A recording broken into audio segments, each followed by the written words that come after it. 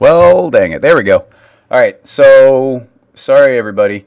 There's a double mistake here. So, it should be popped in now. The problem was that there's a button I'm supposed to click that turns on the sound, and I forgot to click it for the first 2 seconds. And so I got messages from people saying I had no audio, and I was like, oh, it's because I forgot to click the button, and they just noticed really quickly, and they were telling me. So I didn't realize that there was no audio, and then even though I literally checked an hour ago and the microphone was acknowledged, it decided that it didn't like it, and I had to unplug it and plug it back in. So apologies there. The systems were in place, but it was just a little confusion there. So thank you everybody for sending me the messages. Apologies. I'll start that over again. Hi everybody! Happy Wednesday! Welcome to Rocket Lasso. Today is going to be a rapid fire. We're going to be doing a bunch of questions really quickly. And the record here is 8. We've done up to 8 questions in one Rocket Lasso live episode. We're going to try and beat that. So it's going to be really focusing on like the meat of the question and not really going super deep on any part. If something gets really interesting, then maybe we can pursue it deeper. But I want to really jump through a lot of questions. So apologies again for the sound there. Somebody's saying it's a bit loud. Somebody's saying the levels are weird. If you say so. I mean, I can push down the volume range a little bit, but I don't want to be changing everything. So there, dropped it down to 80%. If a couple people were saying it was a little loud. So yeah, no potatoes today, meat only. So who do we got? Yada go, Polytext, Tobias, what's going on? Terry, Dennis, hey. Clarky, what's going on? Ruckus, hello. Cubic. I like the spelling of your name. Ronald, what's going on? Ian, Fried, Luminectrix, of course. Hi, everybody. Frink, what's going on? The Jake Frink. Is that a new name? because I think the Jake's been around for a while, but I don't remember Frink. Monthies. Andrew, what's going on, everybody? Brawlius, thank you so much, everybody, for coming and hanging out. Get those questions ready. Got a couple of quick announcements today. So what do we got first? Let me go ahead and close Twitter. I don't need that. Share my screen. Boop. So first of all, if you haven't seen the new tutorial, it's been going really well. Everybody seems to like it. So we've got me and Aaron Covret recorded a tutorial, and it's all about taking photos and getting a scan of, in this case, a lawn gnome that you can put inside of Cinema 4D and its entire workflow, a whole bunch of different things. Really cool. So if you haven't checked out, be sure to check it out. And if you get a chance, like a retweet or something on that would be super appreciated. But yeah, I'm really excited that that is getting out to the world. Next up, of course, quick shout out, but we've got Patreon set up. This helps me make more tutorials and do all the live streams. If you're not already checking it out, be sure you do. Any scene files I save, you get access to those. So that is, oh, the mic is clipping still? Interesting. Why is this all breaking?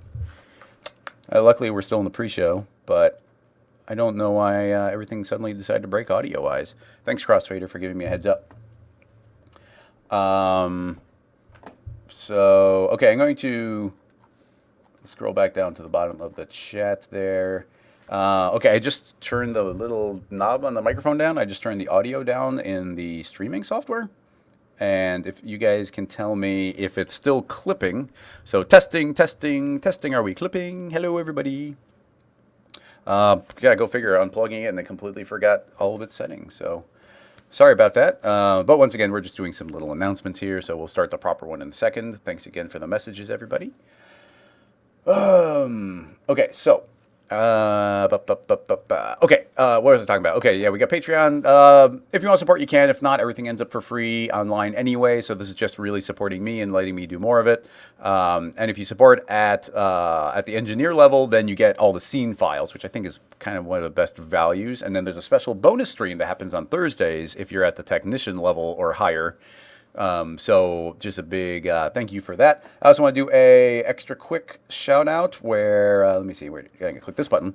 Special shout out to the Great Wanderer Studios, who apparently I had their name wrong last time because it was their older email that I based it off of. But just another big thanks for being the Among the Stars supporter of this episode. So, one last big announcement that's really cool I wanted to talk about is if you're not already on the Rocket Lasso Slack channel, first of all, you should go join it. And you get to it by going to rocketlassoslack.com, all one word. Eventually, it'll be built into the main website, but for right now, it's separate. But the main point I'm bringing it up right now is inside of the, let me go ahead and click on this here.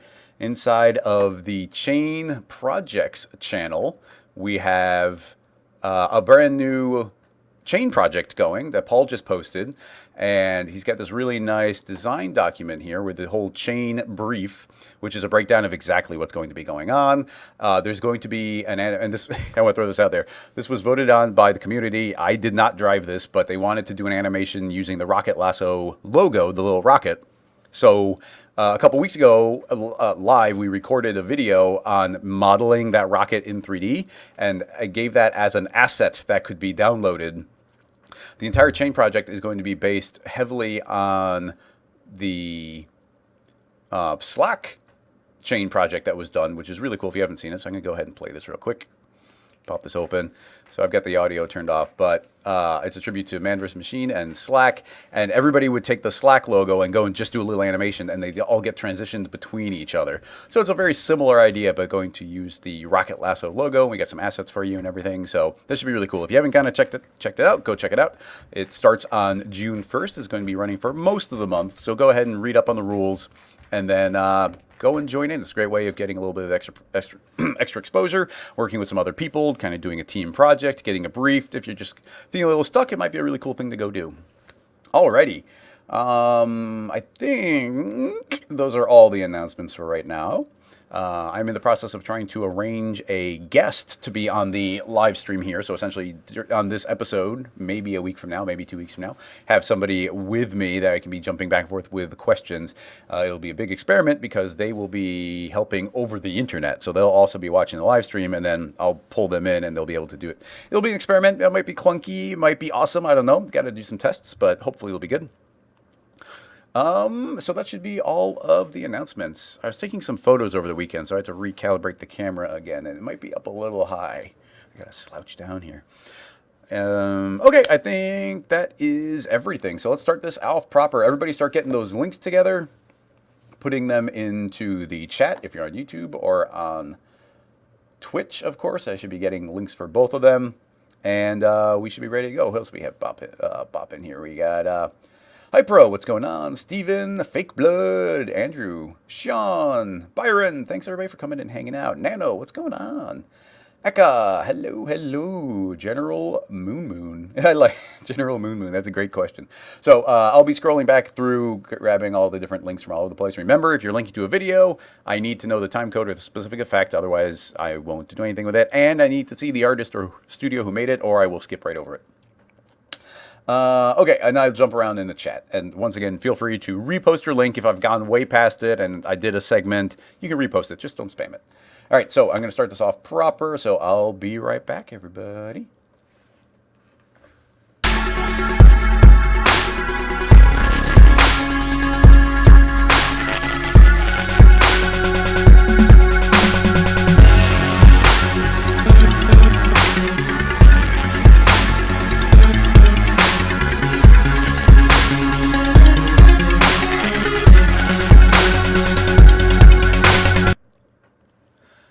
Hello, everybody. Welcome. I'm going to click that button off. Ah, that was so clunky. I'm going to do that again. Apologies. I was trying to click a different button. Boom.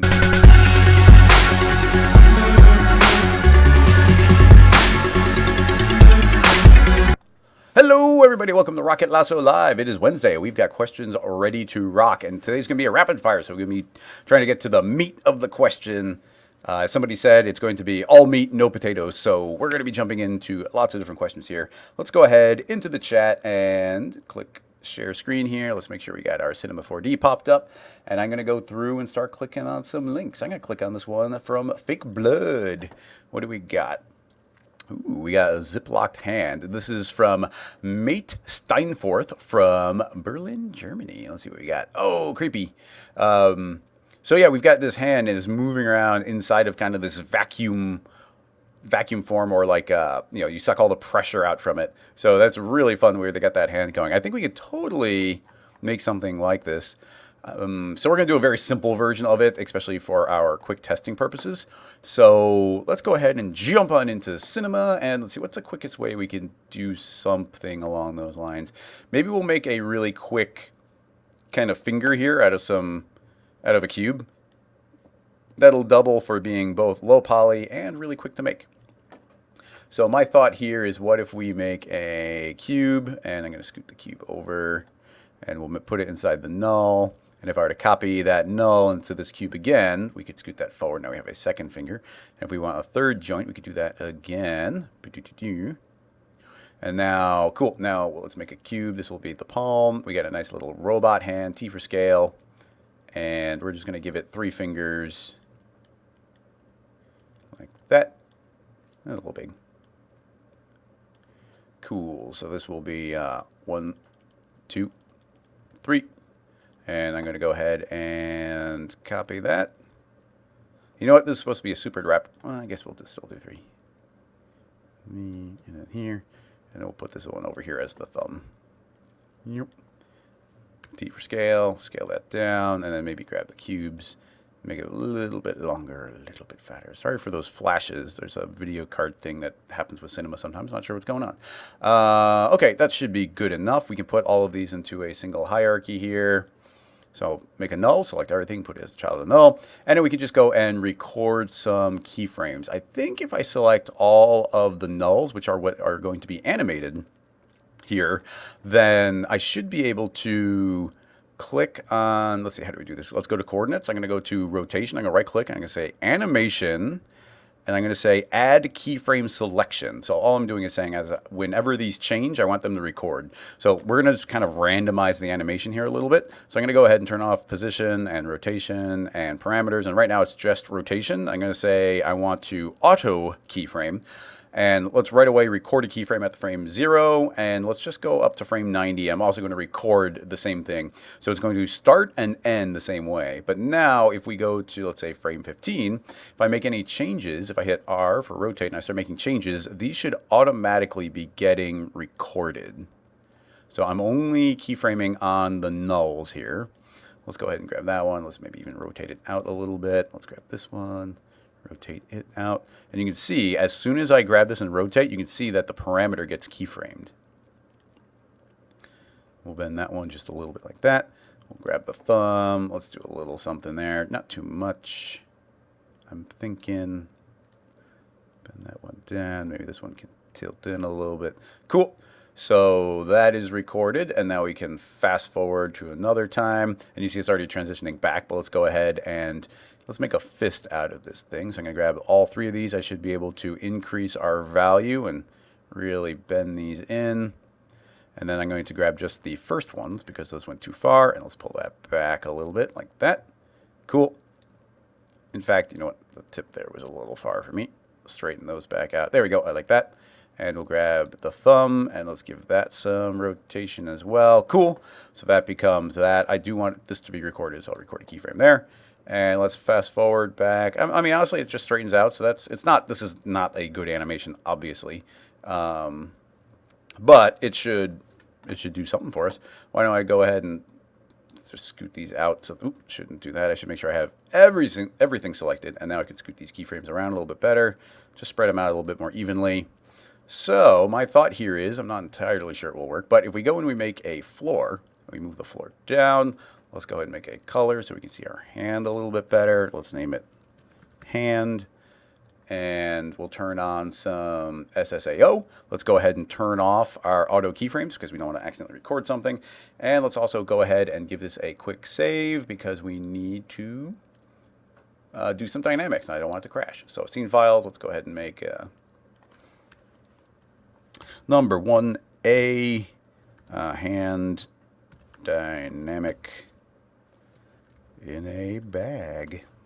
That's pretty descriptive. Now, if we right-click, I'm going to right-click on the hand, and let's add a simulation rigid body tag. I'm going to copy that onto the floor as well. Now, with this rigid body tag, I'm going to go ahead and say that the collision should be a moving mesh, but I'm going to say it should inherit the tag. But I think I'm going to say inherit, and I'm going to say compound collision shape.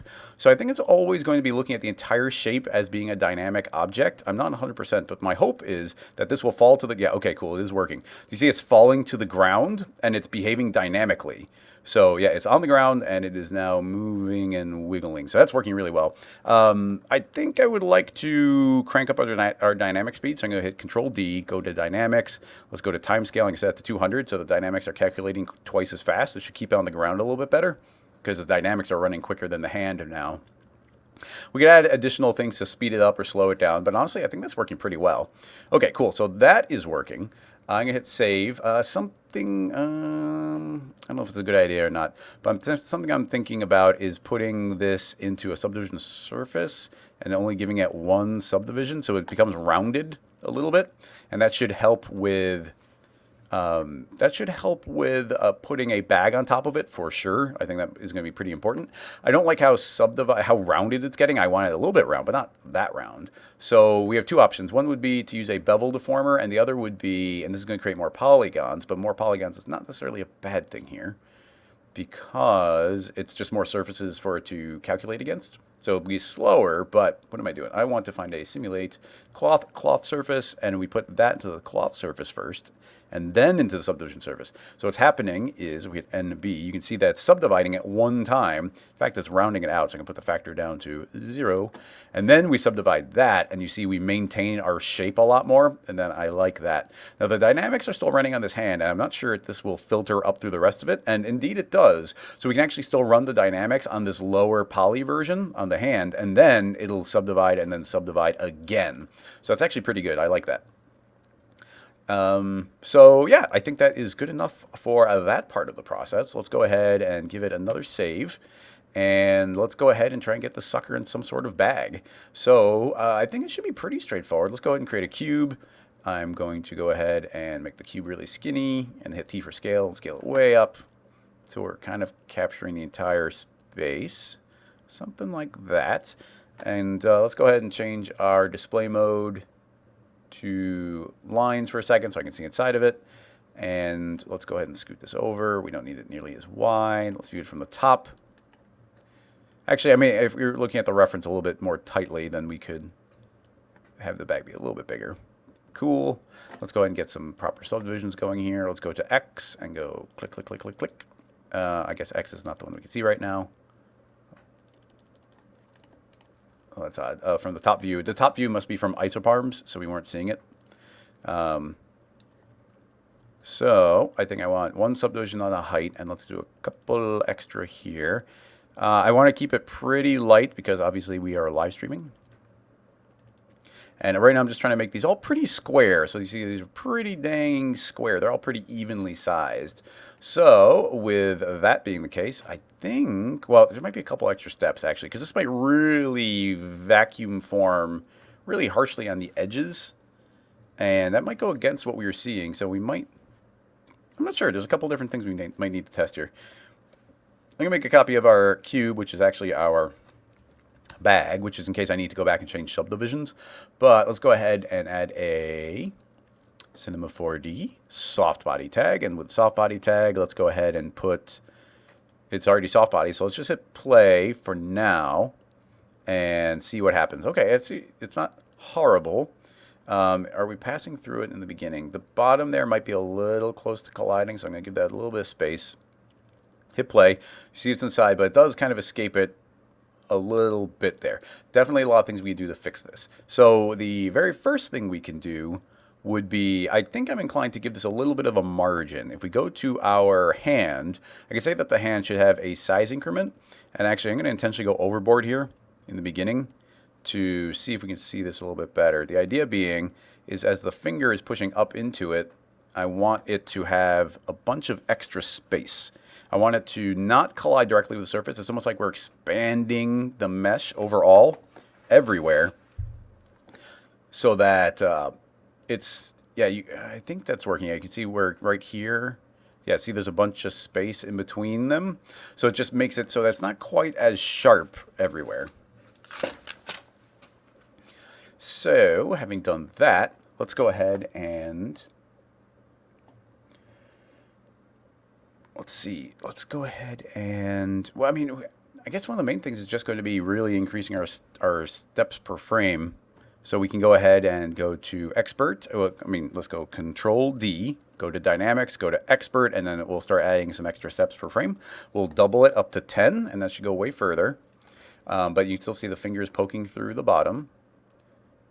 You know what? Actually, something I just thought of is, remember saying that it'd be good to get the curvature here because if it's really sharp, it's going to have more trouble. But because we're running the dynamics on the low poly version, it's actually not doing that. So I actually probably want to move that up to subdivision surface. We're still pretty low poly, so I'm confident in just hitting play. And there we go. It's rounded. So that's doing okay. It's still passing through the base really quickly. So that's something we probably want to deal with. But at the same time, right now, our bag is not very bendable. Let's go to soft body. And we've got a couple different things. We've got structural, which is how much one of these edges can stretch or compress. But we've also got shear and flexion. And these two I want to drop to significantly lower. I'm going to drop it down to 10 and 10. The reason I'm dropping it down to dropping these two is because it's how it can bend. The flexion is how it bends over this curve, like 1, 2, 3 edges. It's like how much can that edge bend? And then shear is, honestly, shear is just like the Cinema 4D deformer shear. So if you look at this and we shear it, you can see how it is. Let's give it no curvature. So this is allowing a polygon to tilt like this. So that's what shear does. So with both of those lower, essentially it should make it so that this bag is a lot more bendy and it should be able to stretch more. Although we didn't actually let it stretch more. If we do some less structure, then that should be able to stretch more. Still, that finger's escaping quite quickly. That's getting a little, it's getting to a point where I'm kind of hoping it would be working better. We might just have to give it more steps per frame, but we will see. We've also got our damping, which is how much the energy gets drained out from it. I don't want it really wiggly, so I'm pretty inclined to make these be a pretty high damping. So it's going to be sucking the energy out from the system very quickly. And it should calm everything down quite a bit, because we don't want the bag like having a bunch of wiggle. It's not encased in Jello, although that would be cool. Now, because we did say this was a moving... Oh, wait. Well, that's the bag. The bag is set to automatic. I'm going to make sure that is set to a moving mesh as well. I don't think that actually makes a difference there. Yeah, didn't really make much of a difference, but still a little crazy. Okay, so where do we go from here? Oh, and somebody was just saying that in the chat too. Good call, Zach. I'm not sure that actually changed too much, but let's go ahead and give ourselves more steps per frame. Command D. Let's go ahead and set up to 25, so we'll slightly more than double it. Let's hit play. We're getting, okay, that's seemingly significantly worse, honestly. So that's too bad. Let's see, what? He's tapping there and it's suddenly exploding away. That's a little... It's a little frustrating. Let's go ahead and do a couple quick tests. First of all, when this is touching the ground, it seems really bouncy. Boom. Why is it bouncy? So I'm going to go ahead and tell that to chill out. No bounce. Let's even say no friction. It can freely slide. So, okay, that's really jittery right now. I think with the extra steps per frame, it really is calculating it harshly. But what I'm going to do to chill this out is put in a bunch of damping. So I'm going to say that it's got a bunch of linear and angular damping to suck energy out from just this regular simulation. So let's see, it's still surprisingly bouncy. Let's go ahead and a little bit, or big numbers, it's still really bouncy. Look at that. Boing, boing, boing. Now we did increase the, what do you call it? We did increase the size increment, which we don't need to be quite that high. But this is, that's surprisingly bouncy. Yeah, it's a little surprising. Now, because the mesh is moving, is that stopping it from being able to drain energy? I'm going to really crank this up. Let's say 999. So now it should really be forcing energy out of the system. Stop blinking. So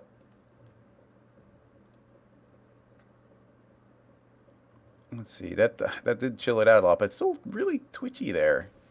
Boing, boing, boing, boing, boing.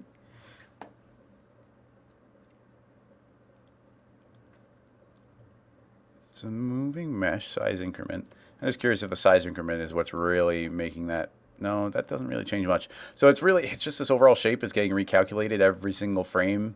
So I think it just is existing or not, and it's passing through the floor a little bit. Yeah, that's my guess. It's passing through the floor, and it's suddenly making it bounce up a bunch. And that's because we're not running the dynamics on every single individual cube. We're running it on the overall shape. And if we make them collider bodies, no, collider bodies wouldn't work. So they have to be dynamic. If they're dynamic, they have to be connected. So I don't think we can individually make these dynamic. I mean, we could put some really heavy follow position, but that might make it stop jumping so much. I don't know. It's a little funky. So this is weird, but one thought I have is it was working better when we had less steps per frame here. So you see, yeah, there it's just way better because it's less accurate, so it's just working better. Because it's not passing through the floor as much. It's not just working better. But let's go ahead and drain some energy, but not too much, just to slow that down a little bit. And then my thought is let's bake it. Let's bake just this part. So let's cache that object. Should go really quick. And now I should be able to scrub the timeline. You can see that that is our motion. So now that's got absolutely nothing to do with what this bag is calculating. So let's go ahead and make the bag temporarily. We'll add a display tag. I'll turn it on. I'm going to say use lines. We see the wireframe, but we can still see the hand. So now that that's happening, it should be kind of ignoring that part. Let's make sure we're not passing through the floor. And let's frame by frame this a little bit. Let's see if we can see exactly what's happening. Seeing the floor, and then this finger is then hitting it, and it might be pushing it through the ground a little bit, which is making it freak out. Now that's already baked. So one thought I have is what if we take the ground and just move it down a little bit? So now those never quite touch. And okay, well, at least it's not exploding initially, because now the ground being down a little bit, this bag can go down further, and when the finger bounces, it's not passing through that floor, so the bag isn't being forced through an impossible floor. It's still escaping through the surface of the bag, but that initial one is not. So let's go ahead back to our expert, and now that that one is calculated, let's go ahead and increase our steps per frame and see what happens. You know what? Apologies for... we're supposed to be rapid firing. We've almost spent a half hour on this one, so we're utterly failing on that.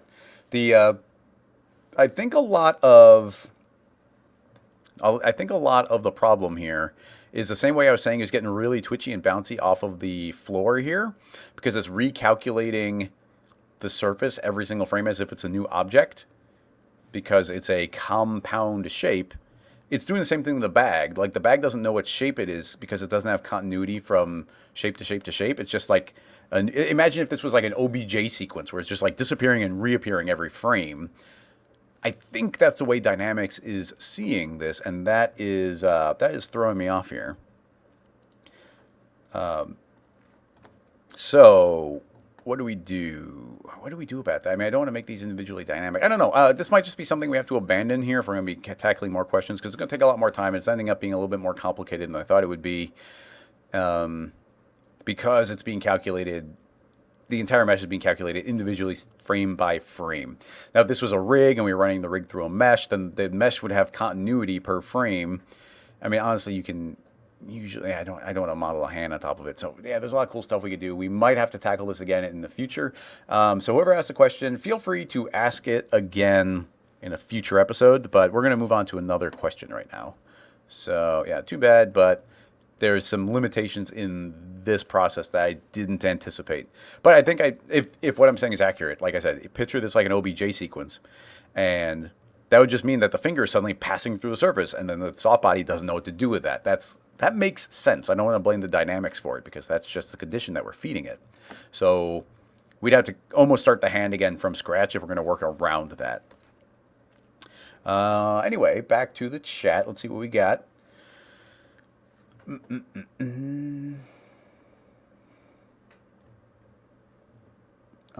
Eric, what do you got? A link to Dribble. Why did that one decide to open in Firefox? I'm going to copy the link. Most of the time the links go to Chrome here, but that one decided to open in Firefox. All right, so what do we got? Product design, art for mobile OS from Gleb Kuznetsov,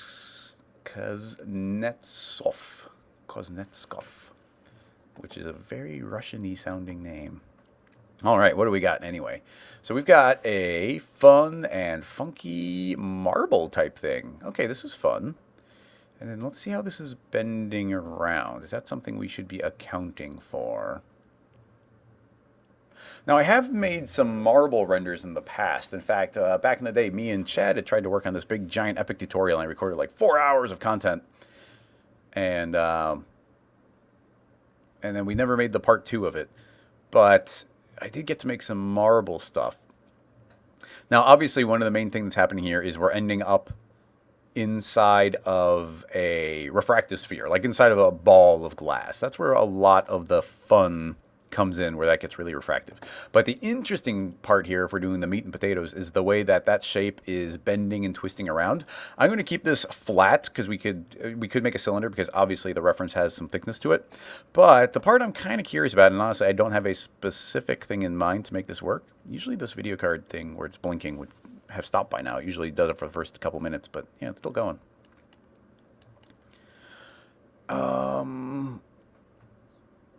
Anyway, let's get some deformation going. Now, to a degree, I was wondering, I mean, you could just use some straight up bends. If we layer up some bends, that might actually work pretty well, especially with the way it's randomly twisting around. And then, I don't know, let's just do some quick experimentation here. Let's go ahead and fit the parent. And then if we bend it, oh, that's interesting. I don't think I rotated it, yeah. Let's go ahead and fit the parent, and now it can bend. Now the problem with this bend, yeah, see, this is what I thought might happen, is if we imagine this is inside of a sphere, let's go ahead and turn on icosahedron, and let's go ahead and put another display tag, turn it on to line, so we can see that we're inside of it. When this is bending, it is escaping. Now, if we turn on Y length, that actually doesn't fix anything. It is escaping our overall surface.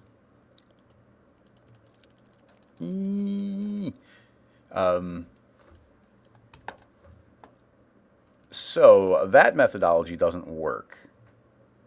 So, but maybe some twists would work. And even the way with what we were looking at, that did maybe look like some twists were what was happening. So let's go ahead and grab this and spin it and put it inside there. And let's fit that to the parent and twist. And there we go. Look at that. That is staying perfectly in the sphere. So yeah, if that twists this way, and then if we were to make a second twist, and the second twist should, I'm going to tell it to be on the sphere. I'm going to fit to the parent of the sphere, and then put it back in here. So it's calculating afterward. But if we grab that one and we spin it 90 degrees, and 90 degrees is kind of arbitrary. But between these two twists, I think we can get some really interesting motion. So you can see it's not very clearly a single twist, but as we twist around, we're going to get more and more interesting detail layering up.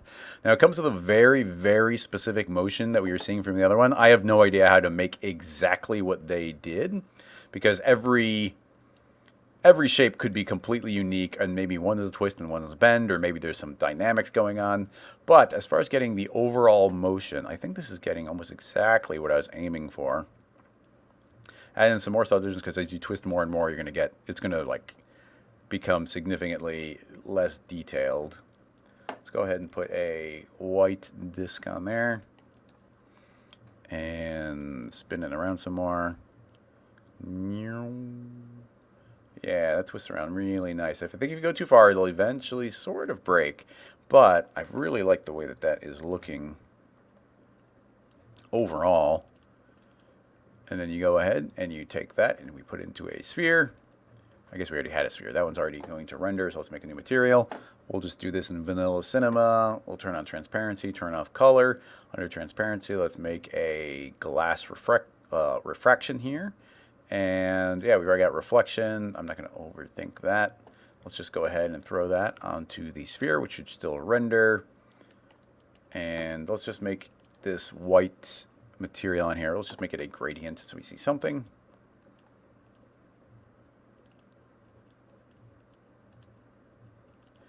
Let's go green to blue.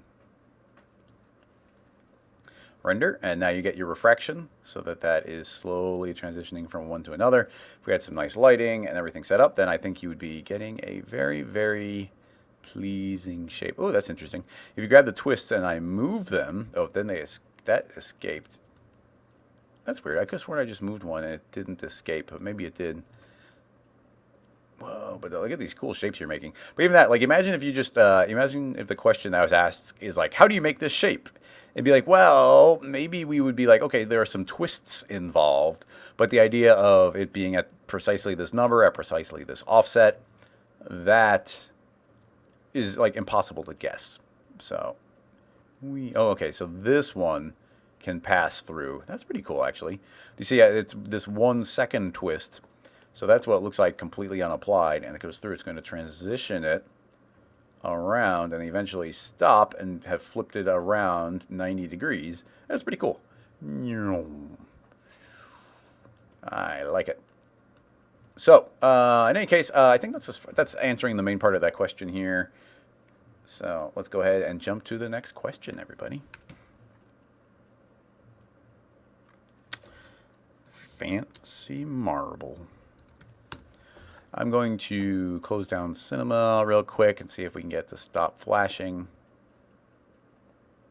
Let's see, what else did they... I mean, they had lots of stripes, but you mentioned if this was a cylinder and the same twist, and you could just have material on there. It's a bunch of stripes. And then it looks like there's a bunch of, like, sugar cloned onto the surface. Maybe there's some displacement to get these individual lines. And then just get a nice HDR in the overall scene. I think that would pop up and look really nice.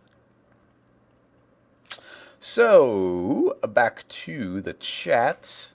What do we got? General Moon. Can you do something like this in Cinema 4D without X particles? Let's see what you got. Boom, boom, boom, boom. Oh dear. Okay, so I'm assuming this entire thing is just a nice swirling galaxy. Yep, it is. Okay, let's see. Well, the interesting part of this question is without X particles. You know what? Probably parts of it. I mean, it just goes to like, there's a lot of things if you're willing to spend the time and build the rig that you can do inside of Cinema 4D, which just finished opening. Inside of Cinema 4D, that let's see. Hey, it's not blinking anymore. Nice. So yeah, that's interesting. Um, anyway, so we want. Oh, first of all, I didn't see who made that necessarily. 3D spiral galaxy animation from Zibalba.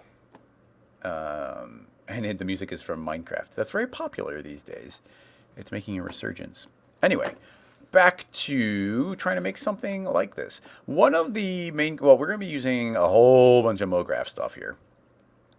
So one of the main things, I'm trying to remember how to do that twist. I can never remember.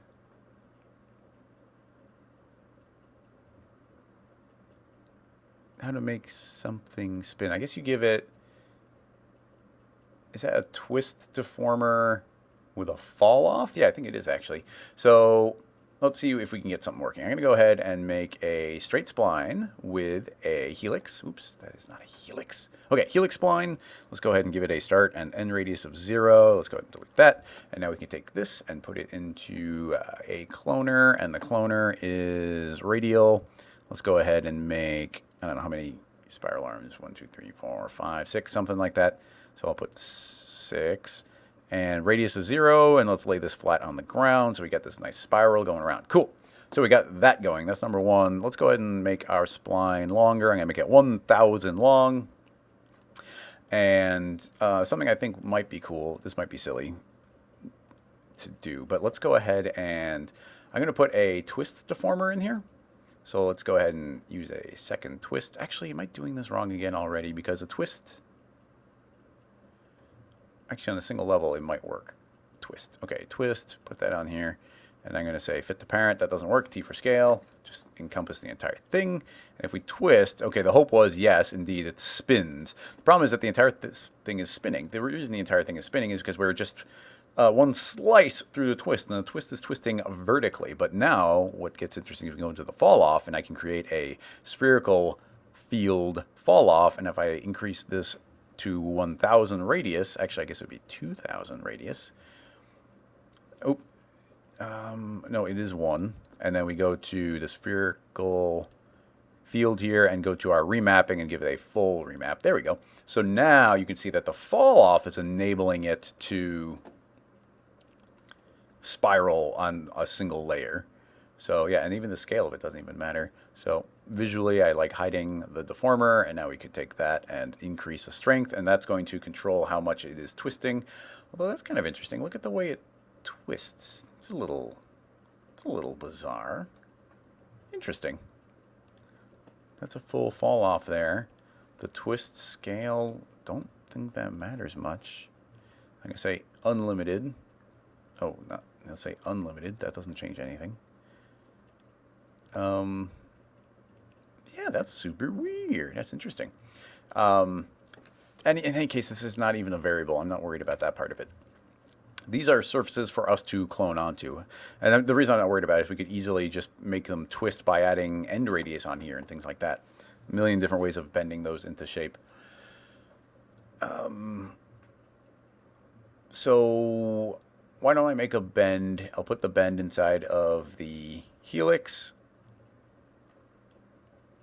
Turn off the cloner for a second. Let's tilt this to the side. Let's go ahead and say our favorite, fit the parent. And now that can directly bend it the way we want to. And what's cool is it's pivoting from the 0 point.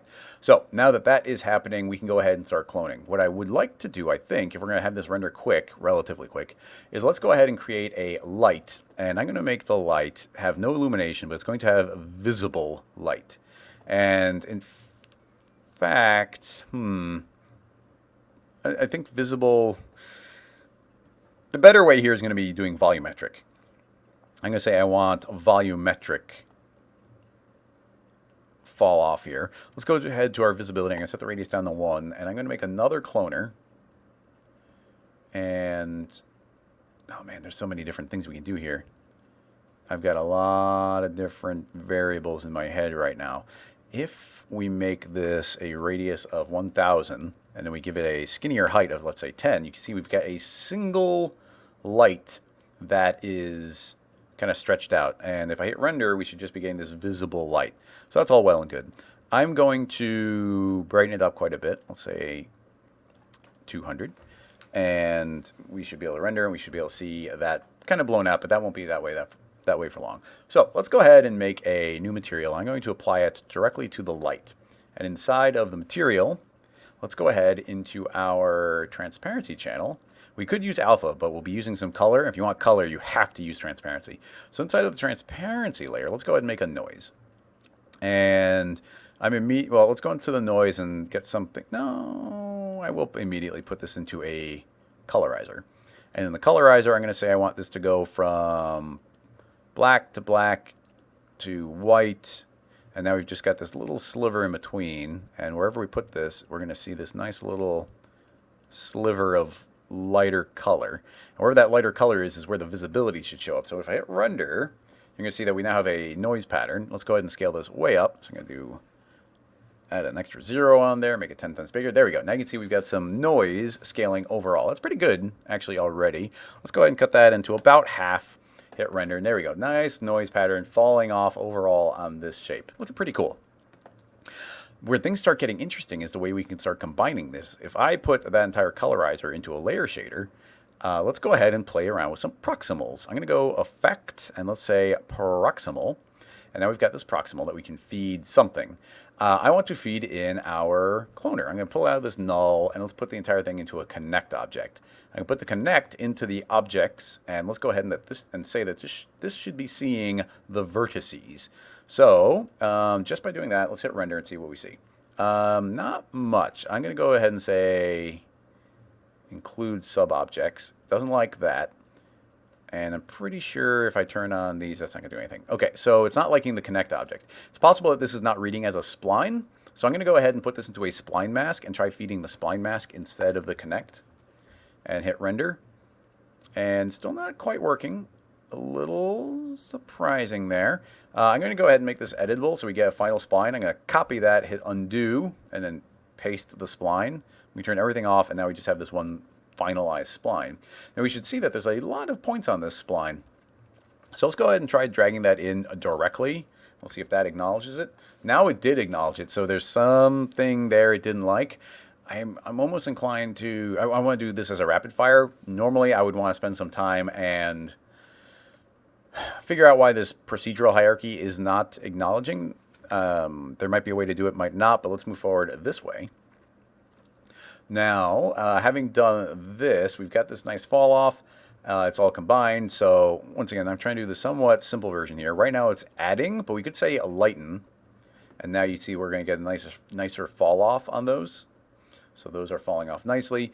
And now, though this proximal, if I say a multiply, then that noise can only show up where these arms are. So now you can see that we get these arms translating through, and that's working pretty well. Let's go ahead into our colorizer. I'm going to make this noise smaller, so not too much smaller, say 400. But I also want it to be skinnier on Y, so I'm going to put that down to 50%. So now it should be stretched a little bit more horizontally there. And I like the way that looks.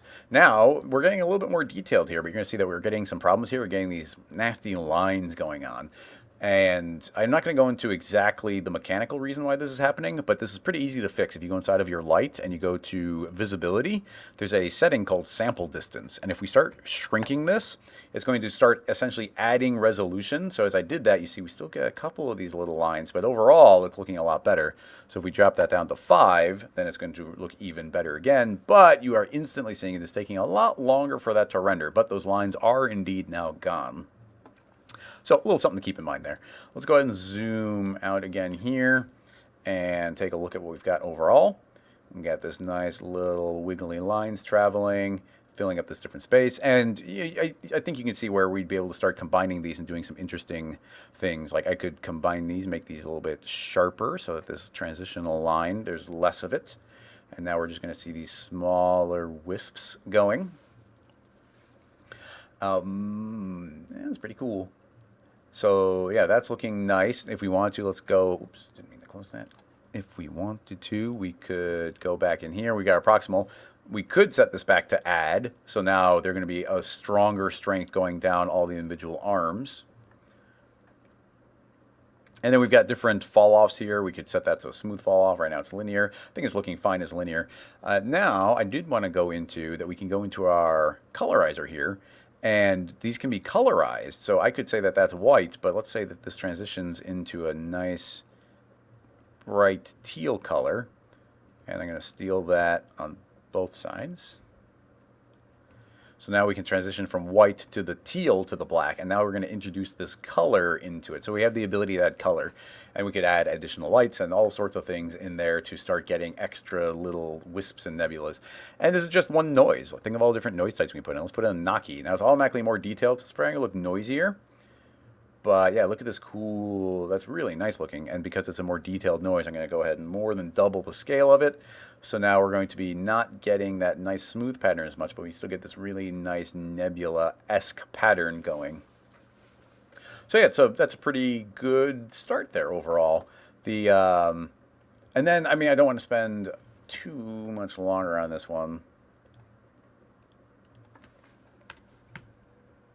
Let's go ahead and just go Galaxy. So then it starts going to little things like let's make a light and let's make it a no illumination. Let's make it visible and we're going to make it really tiny. So let's go ahead and set this down to like 10. And then we can grab a MoGraph cloner, put that into the light, put that and say it's going to clone onto an object. The object is going to be the spline that we made. Now we're cloning those on, and we could increase the count. We could increase distance. There's a lot of different ways we could control the way it's creating more or less of those clones. Go ahead and grab that. Let's go ahead and grab a random effector, and we can automatically add some nice random position on there. We could go ahead and add some random scale on there. Let's do uniform scale. I'm going to go up 0.9, so it should be able to go almost down to 0 and almost double the original scale. So now you can see we're getting these nice little individual stars effectively popping up. Now, even having done that, something that might be kind of fun is inside of Cinema, you can get those little twinkles going. And we could get these falling off. Sorry, a little scattered. A lot of different fun details you can put on this. If we just make a plane effector, we could say that we want this plane effector to be controlling. Let's just say that we're using the effector color. That's not true. I want to use the field's color to affect the color. So now we can give it a field of a fall off. And now we can increase that size, zoom. And now we have our transition as well, which is awesome. So we can shrink that in. And now you can see how these are getting colorized. So they're blue in the middle and they're fading out. No, they're going brighter to white on the edge. But what's cool is we can go to color remap here. I can change this to a gradient. And now we have direct control over the color that the lights are. And right now it's just going from white in the middle to black on the edge, which is actually what I wanted. So they're going to be nice and bright in the center of the galaxy. And as they get near the edge, they're going to be getting dimmer and dimmer and dimmer, to the point where they should be fading out to pretty much 0. They seem to be getting darker, although it's a little difficult to tell. We are feeding through the color, and we are using the field's color. We might need to use the alpha strength on that, although that seems to have made it less obvious. I'm going to turn off the galaxy. Let's just call it the volume for now, so we get really quick feedback. And the field color, I don't know, it seemed to... The alpha seemed to make it less. Yeah, they are definitely fading out. I'm just inclined to make them a lot brighter. So go 200% so they become really bright. And I want them to fade out more, so we just have to make sure that in the fall off, right now it's just this nice smooth gradient, but we could go and change this to something like a curve. And now we could really emphasize the dark part of them, so they only get really bright in the middle and they can fade off darker. So yeah, there we go. We have very nice direct control over the way that those are being applied. And it's really cool that we have this spline and gradient, so we can remap the way those are falling off. So that is pretty great. And we could, add variation, randomness. There's a lot of different things, like inside this plane. In fact, we're just using fall off, so I could go and grab a random field here. I want that to affect the color. And even that's kind of fun. We're adding in all these colors. I'm going to say overlay. And yeah, well, okay, whatever. Let's go ahead and add in a little bit of color into that. That's not what I was going for, but yeah, now we got color. I was just going to make some brighter and darker, but I kind of like adding some color in there even more. Let's see if this will work, though. I haven't done this in a while. Let's go ahead into our light, and we can turn on the lens. When's the last time you turned on the lens?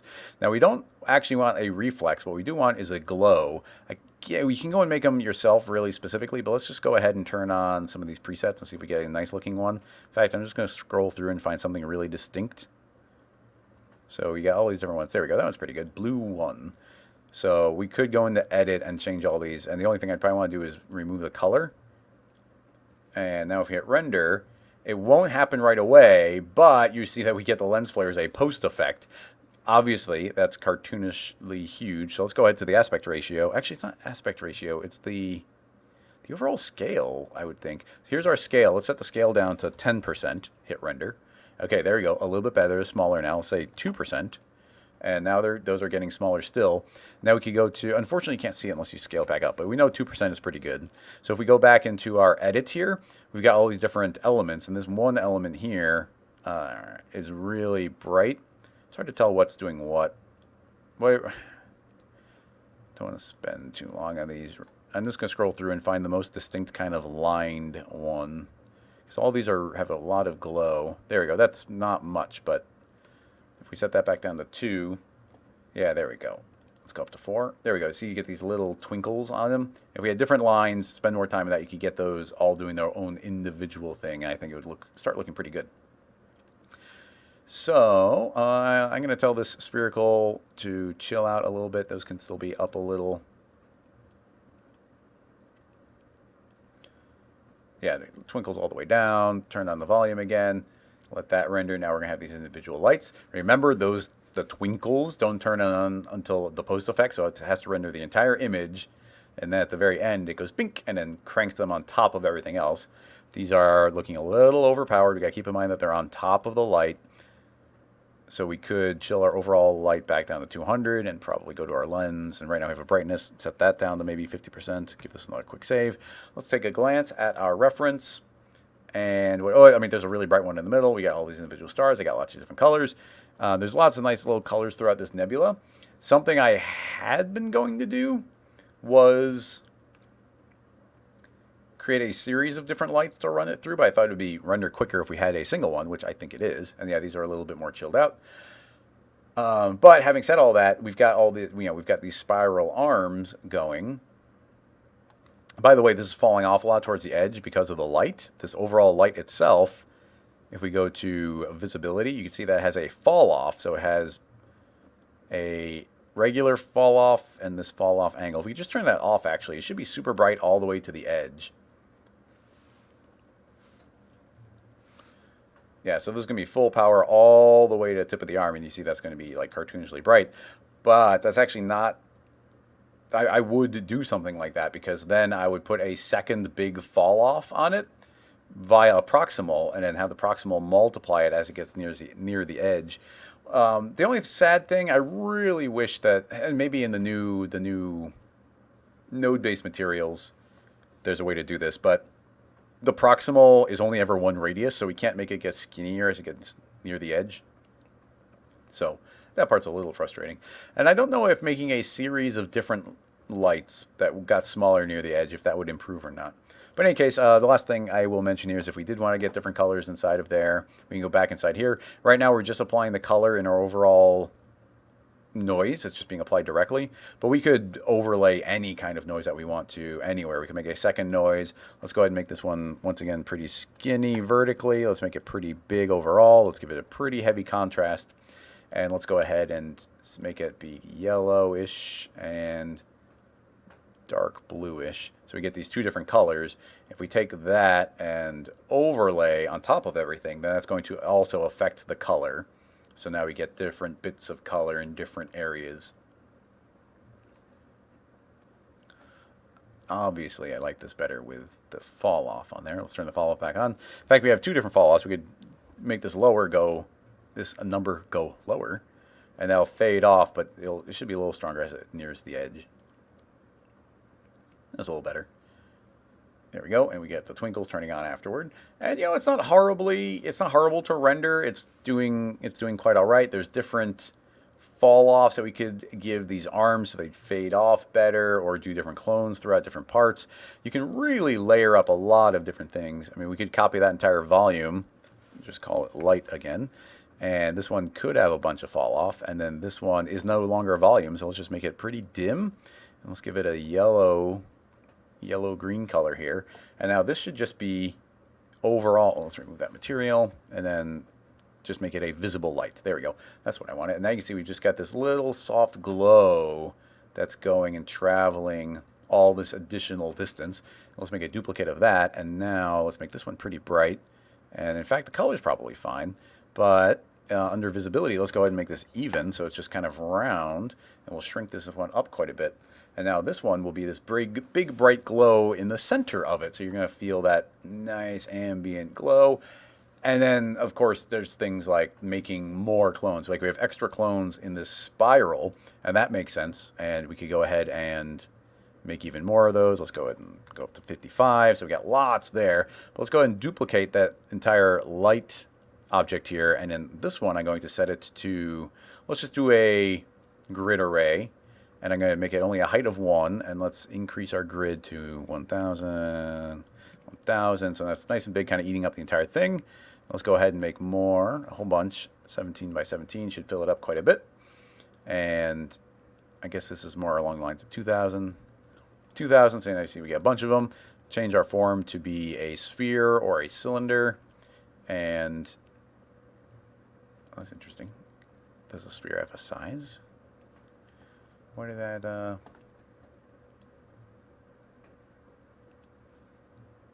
form of a sphere? Oh, a cylinder? Okay, cylinder was better. It did that because of the Y was so skinny, so it was a really skinny sphere, so it didn't know what to do with it. Maybe it just has to make it can't scale the sphere, so it's just perfect sphere on the small size. So you do something like that, and now you get all these extra stars traveling throughout the entire thing, but then I would want these to be a lot dimmer because those are not supposed to be in the middle of the galaxy anywhere, so you just get those extra ones filling in the space. Let's go ahead and turn on the original, so those should be there and be brighter in general. So now you can start filling up your additional space in the void around it. And then everything will still get the twinkle.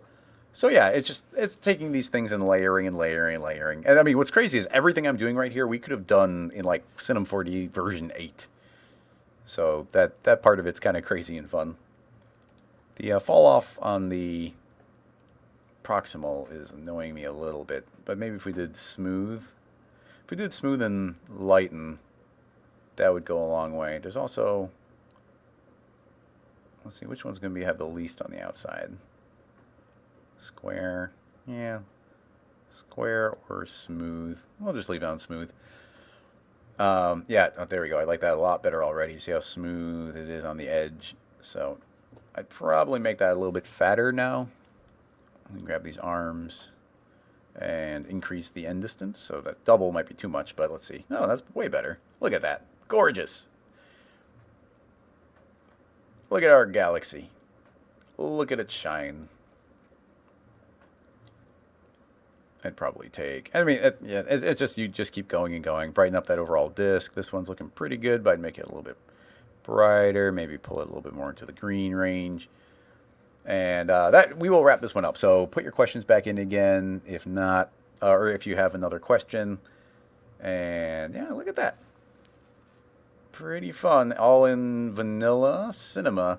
And then, I mean, just to throw it out there, like these spiral arms could be spinning.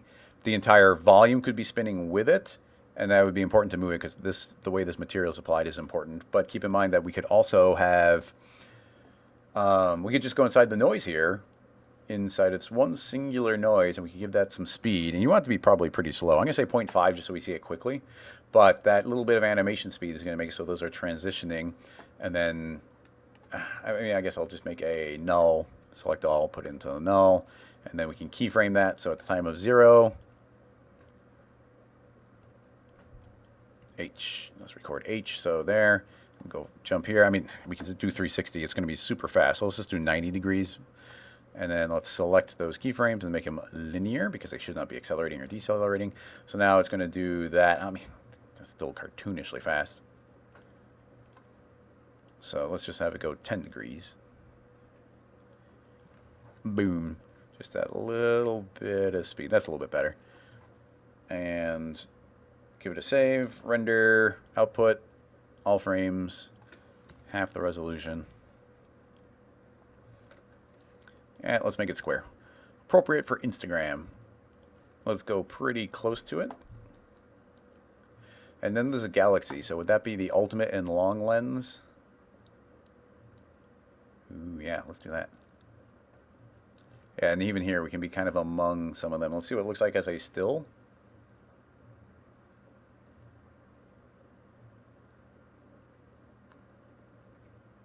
Ooh. All right, I like it. Let's move up a little closer to the center. Save again. I want to brighten up that disc a little bit more still. Make that a little more yellow.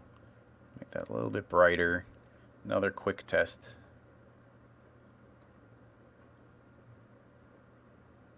Yeah. And then we'd want a big star field in the background and whatnot. I might even tilt this up a little bit so we see a little bit more of that, but still be pretty low. Cool. Save. Render the picture viewer. And yeah, this was actually more fun than I thought it would be. I thought that because we're not using too much in the way of advanced techniques. In fact, we even kind of killed off all of the fancy cloner stuff we were doing in the beginning because it wasn't feeding into the proximal properly. But in the end, that's working pretty well. It's amazing what you can get away with just some lights in Cinema 4D.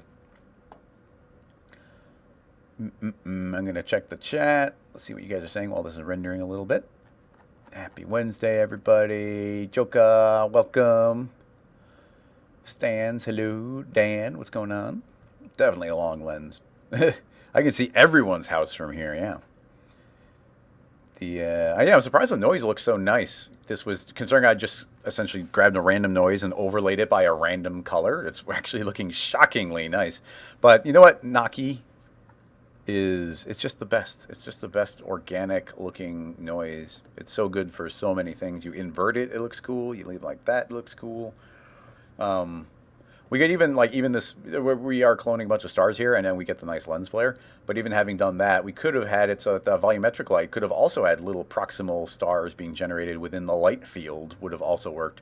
I mean, it was goofy, but technically would have been totally possible. So even though right here we've got the spiral arm light, and then these tiny little lights, and then this one big flat disc of light, and then we've got this glow in the middle, that could have all technically been a single light, and we could have just been coloring it with a series of proximals and colorizers inside of the shader. It would have been a completely valid, although possibly ludicrous way of going about creating it. Look at that. Like the speed of my noise here is obviously way too high. And every time it goes to process next frame, it's horribly hicking up, doing a big old hiccup here. But yeah, so I probably want to make the speed like a fifth of the speed, if that, and then letting that spiral around. And obviously we'd want some nice galaxy stuff in the distance and more stars everywhere. But yeah, the basic rig is all here, so it's pretty cool. I know, it's kind of making me want to make a tutorial just on doing this type of technique because it's so simple in old school cinema. Although cloners do make it nice to be able to make all these stars. And we're using all these lights, but we're not casting any shadows. So even that part is crazy.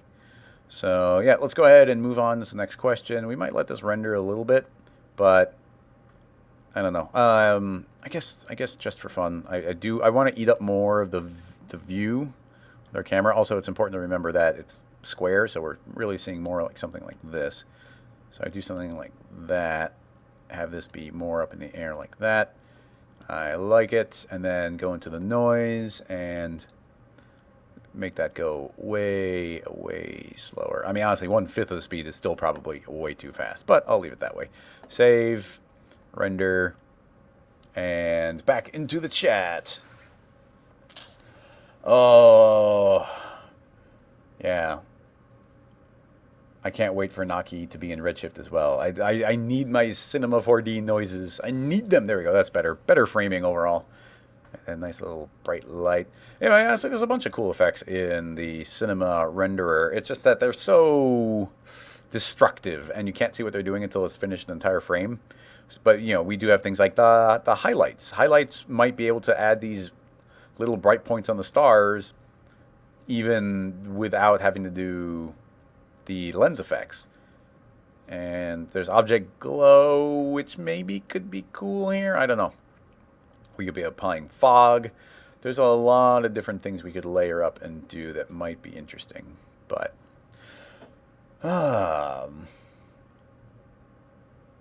Meeks is asking about modeling a mushroom. That could be interesting. We haven't done any modeling today yet. Andrew is linking to something he made, which is a kinetic sculpture. Curious how I might approach it. I'm feeling more like a mushroom right now. Let's see what you got. It's a direct link to Imager, which is probably just a photo of a funky mushroom. That's not the craziest mushroom. It's that's not that intriguing to me, I gotta say. Because a lot of what is going to make this look nice is just going to be the texturing, and I don't want to get into texturing because that immediately is a big time sink, and we're not getting to half the questions I wanted to today. Is there anything? I'm trying to think if there's anything worthy of special attention here. I mean, this is a really good candidate for volume, the volume builder workflow to model out that way, because it'd be really easy to kind of blob all these things into each other. And it's, at the end of the day, it's almost got a single uniform texture applied to the whole thing. So so that part would be pretty, yeah, generically straightforward.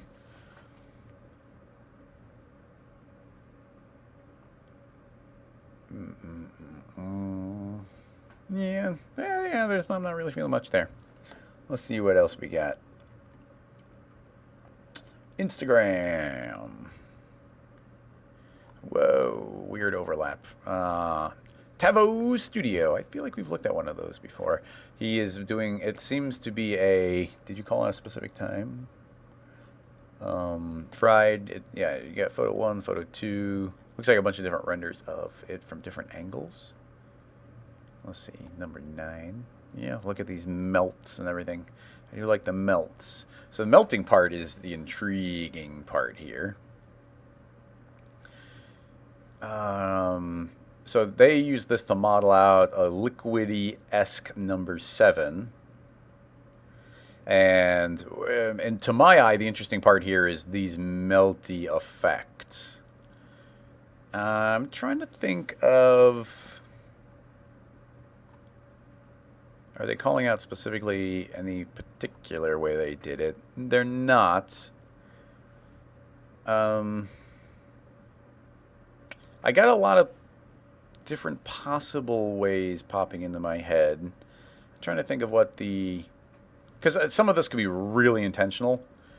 I mean, first of all, there's a million different things. One would be you just straight up model it. The other would be you kind of build a fairly simple rig that's kind of going to give you something and you randomize through until you get something useful. The other would be an entire rig that's animating, so that this would be like melting in process. That would be fairly time consuming, but I think totally doable. I'm trying to think of what the approach would be most intriguing for what we're kind of doing today.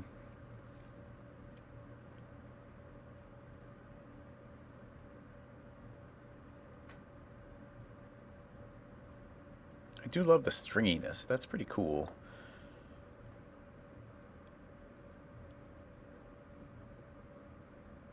I wonder, I'm trying to think of... trying to think of what I would actually want to do here. Something I just kind of have a visual in my head right now that I kind of want to try, which might not be exactly that, but I think it's along the lines of it. I'm going to stop this from rendering. I'll probably finish a render of it later. Let's see what we got. Yeah, the slower, look at the slower, the 0.5 is looking way better there. And I'd probably even want to like the Naki is looking great, but I probably want to add a couple extra octaves to sharpen it up a little bit, or overlay another smaller, more detailed noise on top of it so that you get more detail in here. But the softness is pretty cool by itself. In any case, that was really fun for being a simple question. I like the result. So let's go ahead and let's get some melty stuff. Now they had stuff melting over the spheres. I don't like. I don't think the technique I'm going to do is very similar to what they did. So I'm going to be okay using a couple spheres, and I do want to see the way they overlap on the sphere. So I'm going to go ahead and give myself permission here to try and make this from some spheres. I'm going to make one sphere. Let's go ahead and make a bunch of clones. 24. 25. Ooh, didn't mean to click that. MoGraph, random. Give it that little bit of randomness. Let's go ahead and give it a bunch of random scale. Uniform scale, absolute scale, negative 0.75. And now we can go add a good old-fashioned rigid body and give it really high follow position. And lots of damping. Hit play. Bloop. Oh! Okay. Too much follow position. Too much. Bink. Still kind of twitchy, but that's okay. In fact, I'm going to make a second cloner, and then this one I'm going to make them all pretty tiny. And it's going to solve the random effector applied, but I'm going to make the random effector have way less effect on it so that we get a lot more small ones. Bloop. Not that you can tell. Let's go ahead and make more. Wow, those really are hiding. Let's go ahead and put more randomness in them. A little better. Make it a little bigger. Bloop. All right, that's better.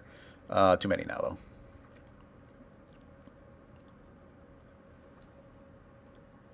Blink. Good enough. Good enough, I say. So I think we're going to want something pretty low poly, so I'm going to change this to an icosahedron. Let's go ahead and drop the poly count down. So we just got something kind of round. Looks like it broke it. I super broke it. Oh, I dropped the radius down somehow. I misclicked. Oopsie. Boom, boom, boom, boom, boom, boom, boom. I want it just there. That's what I want. Bloop. And I might subdivision surface it, but that is fine. I'm going to make a connect object. Put these into the connect. And I have to run it again. Bloop. And then I'm just going to make that editable. Copy, undo, undo, undo. Now we have the original. Paste in the new one. Hide all the clones. Turn off the entire hierarchy. Okay, so now we got a piece of geometry. So my thought is, this might be a little bit weird, but it could be kind of cool. First of all, I'm going to curate this a little bit. Let's go ahead and delete certain ones of these that I think are not adding a lot to what we're doing. Delete that one. Let's delete that one. What I'm doing here is just selecting it and hitting UW and delete. And there we go. I'm liking that. I'm liking giving these a little bit more space to breathe. It's kind of fun. Get rid of a couple of these. Yeah, I like that. This cavity in here. That's neat. If these aren't relevant, I'm going to get rid of them. Load geometry to make everything calculate quicker. Yeah, just making this a little bit more sculpted. A little bit more of a form to it. Don't make cloners editable too often, so you don't get these kind of options.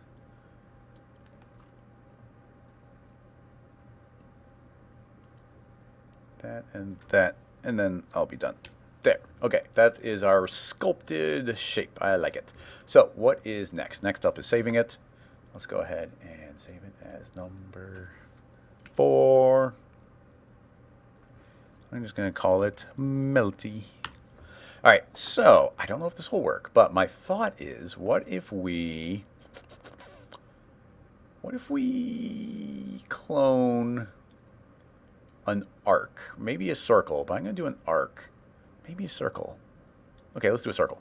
I'm going to make a circle. I'm going to T for scale. Scale that way down. And we're at a lot of variation on here. But let's go ahead and clone a circle. And what is it going to clone onto? It's going to clone onto an object. The object is going to be this whole crazy thing. It's going to clone onto the surface. That is fine. Let's make a whole bunch of clones. Yeah, I'm already digging the idea here. So we're cloning into the surface. We've got our sphere. I need it to be rotated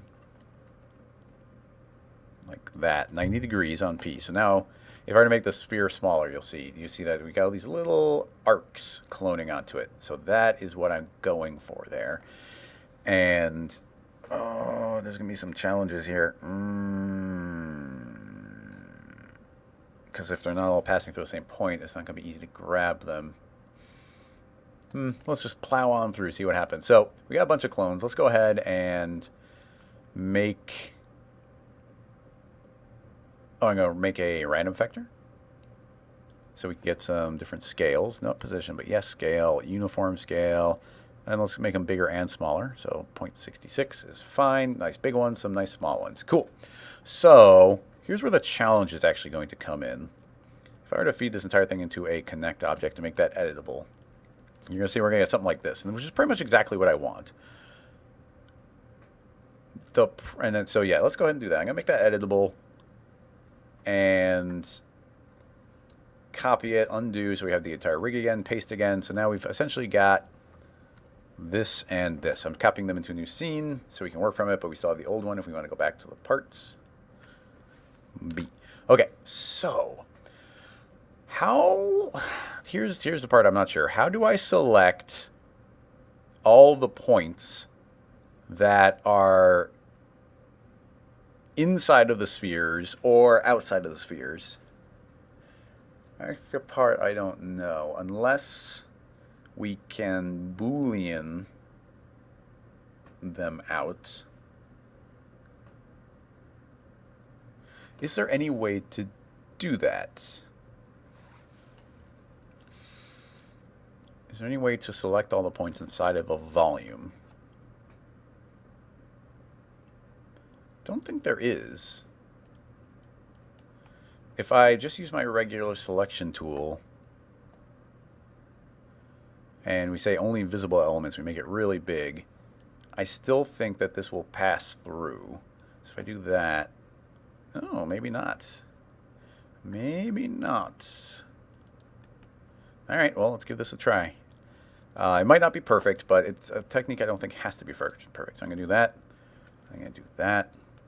I'm going to do that.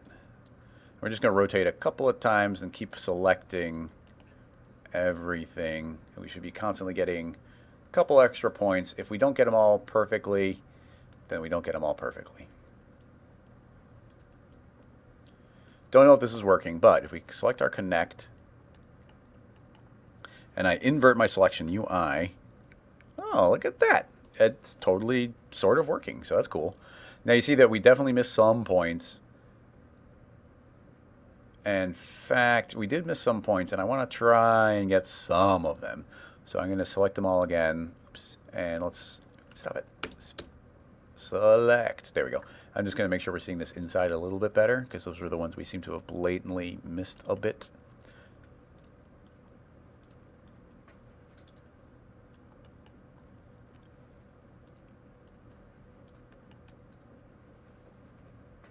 Cool. All right, so now if we deselect that, we get this. I'm going to go ahead and make a duplicate of it again. And now I'm going to invert UI, hit delete. And we're going to say, don't close the spline. And I think that means all the holes are in the inside. No, it does not mean that. How do I make that the first point? I'm going to hit undo. They're back. Can I right click and say set first point? Oh yeah, and I need to shrink this by 1. So I'm going to hit UK to shrink by 1. Maybe. I'm not sure if that's a good idea or not. Undo. That's why we're making copies of it. I'm not entirely sure where certain things need to be. So I'm going to right click and say set first point.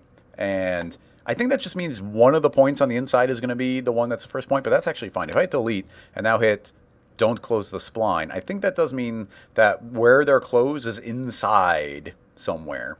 So now the idea is if I select all my points and hit UK and hit UI, I've now got the points that are really close to piercing in through the center, working shockingly well.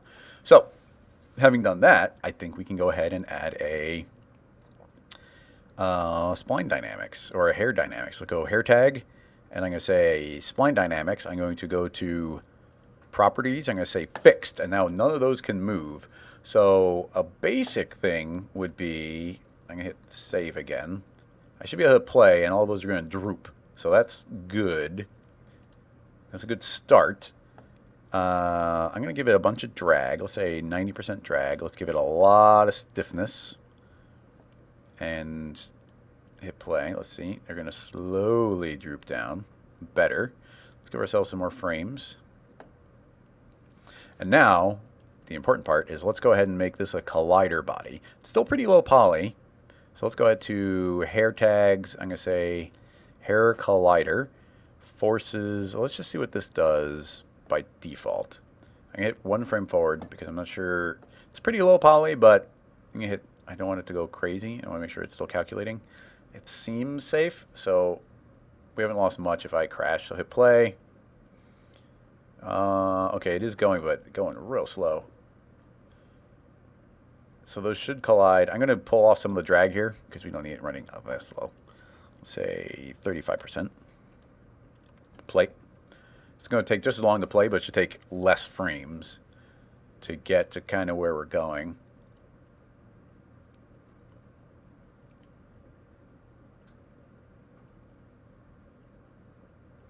Now, to tell you the truth, I think it might be kind of cool is if these weren't even necessarily all drooped down perfectly. I kind of like the idea of them, some of them be kind of swirly around. But let's just let this play through a little bit and see what we end up with.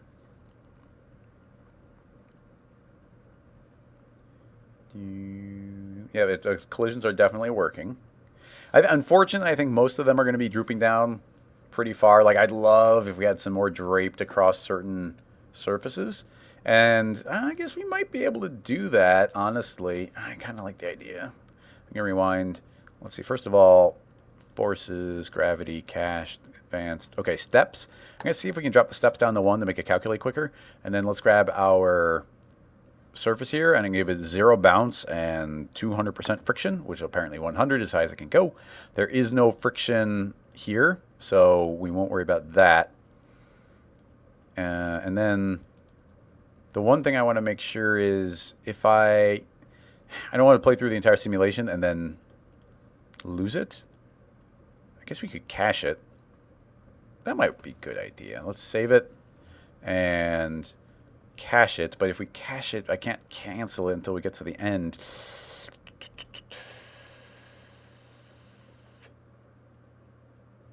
Mass set. Nope. Release store clear. That doesn't have it. I'm pretty sure. Oh, I can say set initial. That's what I want. Boom. Hit play. Oh, there's less iteration, so it's running a lot quicker. So that's better already. But I don't know if the friction is going to keep any of these up on the surface. I hope it does, because that'd be really cool. But if not, then doing a good job there. Doing a good job there. Looking really nice. Oh, it's starting to slide off, which is fine. Not what I want. I want it to stay up there. But if we want these to droop down, which is also something I want, then that would be a thing to do. Now, having said that, we can go and make some extra clones and droop them on the top, which I'll probably do, because this is looking kind of cool.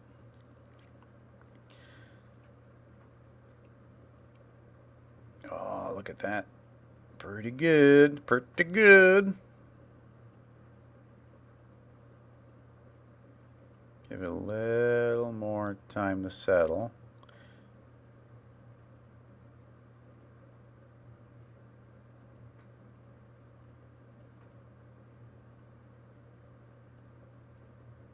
Oh, that one's... We just got a couple lines that are way behind. Give it just a few more frames.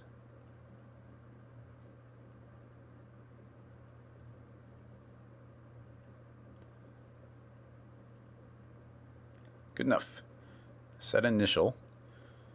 So that should mean I can rewind, and then yeah, everything's gonna be still there. It'll simulate some more if I need them to.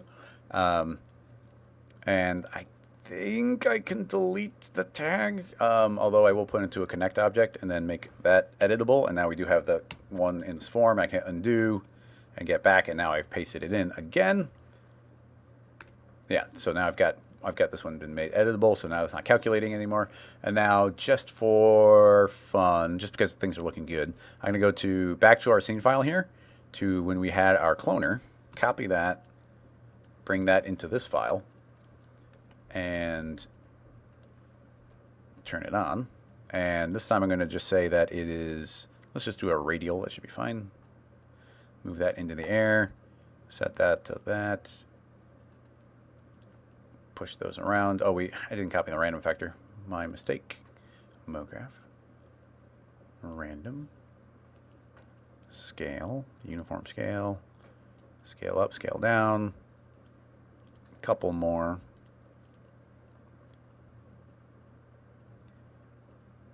I think a little bigger overall would be a good idea. Cool. And now we don't need these to fall very far, so I'm going to make this editable. Let's move it down until it's just barely not touching.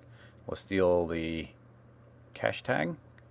We don't have any set initial. I'm going to let them all just fall. I'm going to go easy on the drag because those can fall quicker if we want.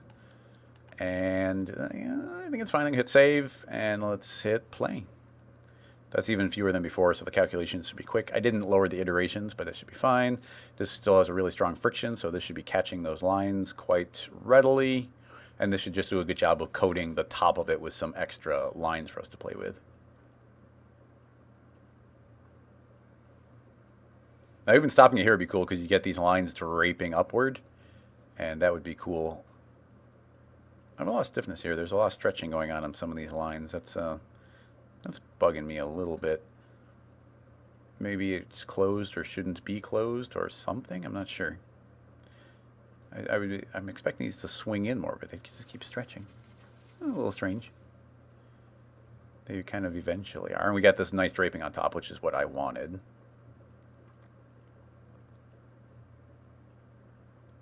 Come on. Yeah, I wonder if these are where those should close. I think I can just delete that, yeah. Don't close. Yeah, that's where they're closed. So we got a couple of these swinging out. I mean, these are in this new position, so I could just put this spline back on again. I'm going to copy it before I do that. You never know. Rewind, hit play. Yeah, cool. So we just continue the simulation from that point. A couple of those are falling through the small one, but those are sort of leveling themselves out. Yeah, those little drapey ones are taking too long, so I'm just going to select some of them and delete, delete, delete. We'll just let those drape that a little bit. That's fine. All right, cool. So now we got our lines. They're not all perfect. Some of them are like that one. I'd love for that one to have flattened itself out a little bit, but it decided it didn't want to. So away it goes. Oopsie. Grab that. UI. Delete. Cool. So now I would take this and just do some volumes. Just do some fun with volumes. So save on that. Let's go ahead and create a volume builder. We can feed in the spline. Blurp. And something that I do want to point out here that might be fun. So you see I'm feeding that in. An alternative that we have is I could grab a MoSpline, and this MoSpline, I'm going to say that it should be a spline. It should display the line, and then the spline is based off of the vertex of a source spline, and this will be the source spline. And I can feed that in as into the volume, and in the volume, I can go ahead and, let's see, density, is that refreshing properly? MoSpline, width. Oh yeah, this width is the thing. So that controls the width. Yeah. So we need to lower our resolution there. Okay, cool. But now our MoSpline, we now can go to this width slider, and I can drop this down, and we can make this skinnier as they go down. So they can be nice and fat up on the top and get skinnier down there, or the opposite. They can get blobbier as they get near the bottom. That gets a little weird and gooey, soft. So we can have that be pretty fat up there, but then they get drippy down here. Yeah, that's kind of fun. Go to our volume builder, set that down to 1, and then we can click on the MoSpline. We have a density. Let's see, 0.2. Yeah, okay. 1. There we go. That's just going to be creating them all the way through. We'll probably have to do a little bit of smoothing here. So that's one Mo spline. I'm going to make a copy. This Mo spline is going to reference our other spline. Let's see what that gives us. Ooh, look at that. Now this one I think should probably be a little bit more consistent. I mean, I guess it could... I mean, this is the start and the end, so we could make that pretty droopy. Let me turn that off for a second so I can do that. Do that. So it's going to be fat on the ends and then thin down there, but maybe mirroring that. Flip vertically. Oh, that's interesting. Move down here. Move down here. Okay, now we turn the volume builder back on.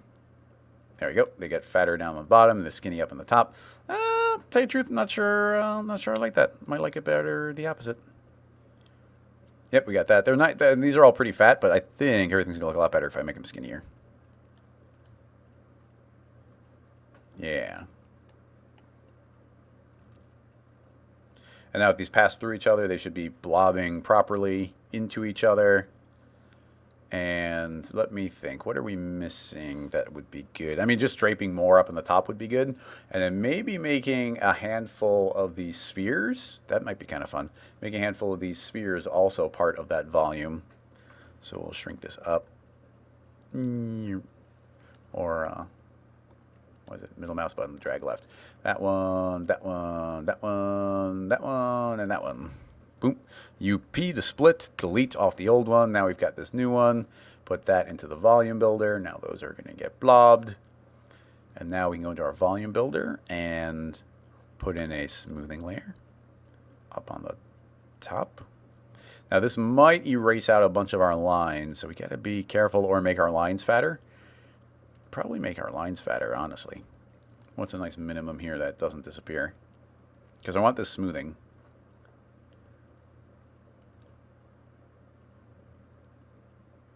Wow, we have to go quite far before those don't melt into oblivion. And there's a lot of resolution there. I'm going to speed us back up again. Yeah. I'm fine with this being blobbier. 15. Wow, okay. 22. Wow, some of these are getting the skinniness here. It just can't handle them. Now we're getting too blobby. I didn't want to get this blobby. Now if we do drop our voxel size back down to 1, I think it'll be enough. It's just a lot of calculating. Yeah, now they're connected. So now it's a mess. I mean, it's funny, but it is a mess. I mean, it does look like it's interacting with the surface, but man. If we click on the smoothing layer, that's Gaussian. We have our voxel distance. Iterations. We could do 2 iterations, smooth it out more.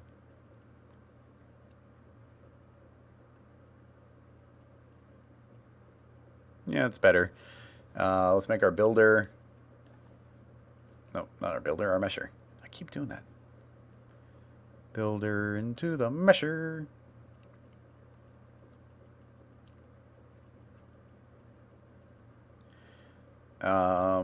It's a big old mesh, so probably have to give it a second.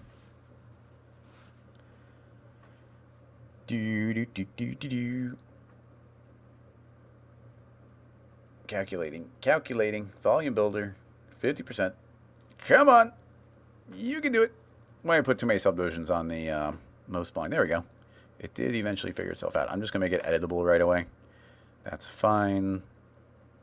That might need to do that entire calculation again, unfortunately. It doesn't seem to have cached.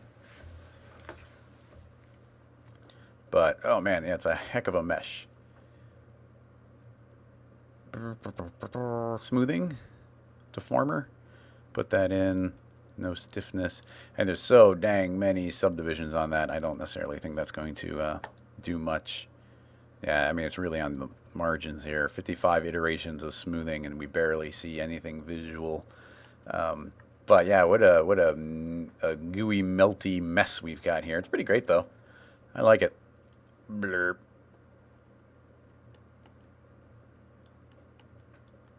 And yeah, just melt. Using the lines to melt them down.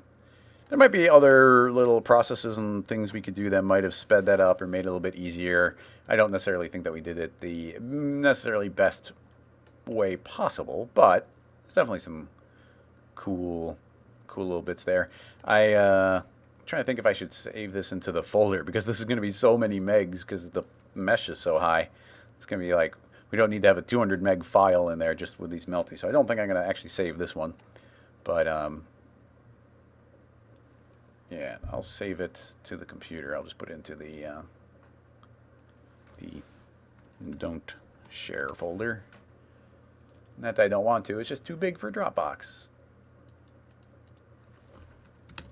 Yeah, look at that melty stuff. It's pretty great. It's fun. And yeah, we don't get to use hair dynamics like that too often. Let's go ahead and... Yeah, then there's definitely some more things I'd probably want to do. Honestly, I would have liked to have... it was starting to calculate too slow. I would have liked to have taken these spheres and bitten them out of that so that would have had more of a curl on the surface instead of looking like it's intersecting. Could have done that. Honestly, a lot of tapering. Everything being way skinnier and smaller would have been cool, but the meltiness is still pretty good. It definitely feels like it's interacting with our shape overall. But, you know, like these thicker blobs right there, I don't like that as much. I like these skinny ones more. Bleep. Nasty. And then you'd subdivide your base mesh. Make that a little smoother. And yeah, the poly count on that. I'm a little scared to do this, but if we were to put the, I'm going to put a displacement on there. Let's put a noise. I just want to see how long it takes to calculate. Okay, not that long. But when it came to like that mushroom that was linked in an earlier question, it's the kind of thing where we could potentially, you know, you model out any shape and then you drop this kind of, you put this kind of noise on top of it. Let's go and scale it up a little, get a little more uniformity to it. Yeah, something like that. And then let's chill it out a little because it's a little strong. So yeah, something like that, and boom, like we've practically got that mushroom shape already. So I don't know what is growing on these spheres, but I wouldn't want to touch it. Yikes. That's pretty great, though. And that's all geometry. It's crazy. Rah. With a proper rig, we probably could have made an animation out of that. But I think it's pretty good. Okay, back to the chat. Hey, everybody. This might have stopped updating for me. It does that sometimes. Nope, it seems up to date. Tobias has a Vimeo link. Let's see what you got here. Vimeo, oil and water from Toadstorm. What a great name, Toadstorm. And even it just says gloop. So this is a Houdini animation. Blink. Oh, that's cool. Blink. And then not only, I mean, there's a lot of layers to this, but not only does that blob through, but every one of these has bubbles inside of it that are swirling around. That's crazy and cool. Let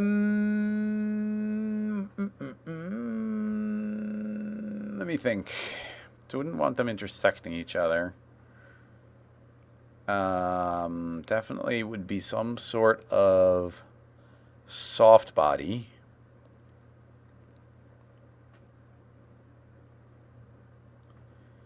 If it's soft body, it makes me think we have two options. One would be weird. It's something that's in my head. I don't know if it'd be a good idea. The other would be a similar technique we've done one time where we use soft body splines. Some of these tiny bubbles, or we're just not going to go for these tiny ones, like all these little ones. I'd kind of only be worried about these big ones. I love the tiny ones. They're definitely a variable that's happening here, but not something we could do there very easily. Yeah, man. Yeah, there's some complexities here. Um,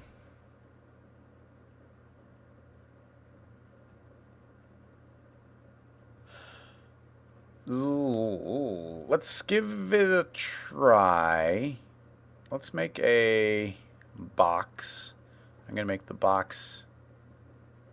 Actually, let's not make a box. Well, we are going to make a box. Actually, yeah, we are going to make a box. Okay, we're making a box. I talked about this at NAB. If we're going to be doing dynamics, if we're using some advanced soft bodies can escape through a surface really easily. But something that can't escape through is a floor. So if we make a floor and we make it a rigid body, and then we put this works really well. Is if we make a cloner and we put it into the cloner and we clone onto an object, and the object is a cube, and we're cloning onto the polygon center. And let's go ahead and rotate these until they're correct orientation. It's probably going to be on P. I'm going to do 90 degrees. So now what we've got is a cube that is surrounded by floors. But what's cool about this is if I scale our cube, T for scale, I'm going to scale it up a little, and let's make it a little shorter. If I were to make that cloner editable, I just want to make sure that the floors are facing the right direction. So let's select, say, that floor. And what direction is it facing? What floor do I have? Oh, I guess Y is up. So it is correct. You see that normal of the floor is facing in. This one is facing that way. This one is facing down. So this is a correct box. I do think we need to make it editable. So we got all these floors, but we don't actually need to see them. They are actually just existing wherever that floor is. What I do want to do, though, is make a copy of our cloner there, just so I can go back to it if I need to, if we change the size of the floor. But in any case, we can make that editable, hide those, and now we've got a bunch of floors that are perfectly trapping something inside of what would visually be this cube. Let's put another display tag on this. We've been doing that a lot today. Hide some lines so we have a box. Now, this box isn't dynamic, but it does represent where our floors actually are. So we need to do some spline tests. I'm going to make an end side, and I'm going to lie it flat on the ground, and let's give it 64 segments, and we'll shrink the radius a little bit, and let's add a simulation soft body on it. Hit play, and it should go flop onto the ground. That's great. So now my first test is what happens if we inflate this? Actually, we can't inflate this. There's no such thing as inflate. We can't give it pressure because a spline doesn't have pressure, but it can have a rest length. So if we double the rest length, it's going to make it bigger. You can see it stretching itself out there. So that by itself already pretty cool. Now, things should start getting interesting if we make a second spline. This one I can hit T for scale, shrink it, and let's move it over here. And I do want them to scale up, but maybe not right away. But you can see how we are filling our volume successfully. So we do need to go to our, that doesn't do anything, but let's go to our rest length. And at time of 0, it will be 100%. And then at the time of, actually we'll say for the first 10 frames it's a 0, and then it's got 5 frames to scale up to its 200%. Yeah, so that's enough time for it to fall and settle on the floor and then scale up. It's pretty quick. Let's give it some more frames. 10. Floop, and then boom, and they bounce off each other. So that's fine, working well. So, a couple extra things we should do. Let's go ahead and get rid of the bounce and friction so they can freely slide around. Yeah, better. And now, a couple questions. First of all, if we make another copy of that and put it inside, is it going to be properly trapped inside of it? Hard to tell. Let's scoot it over here. Yeah, actually, it does get trapped inside. I was just curious about that. It doesn't actually help us.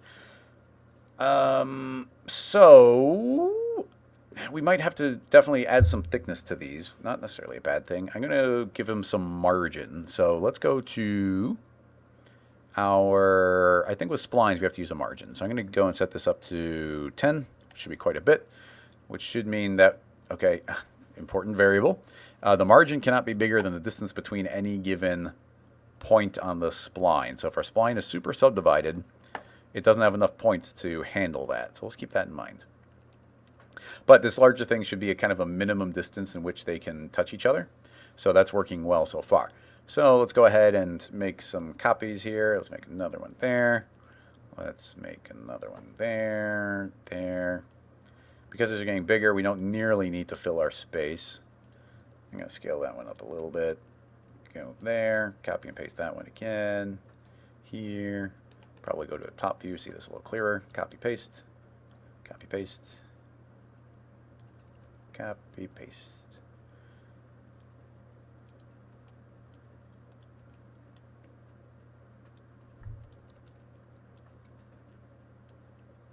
So that one, and that one probably need some slightly fewer segments. Let's see.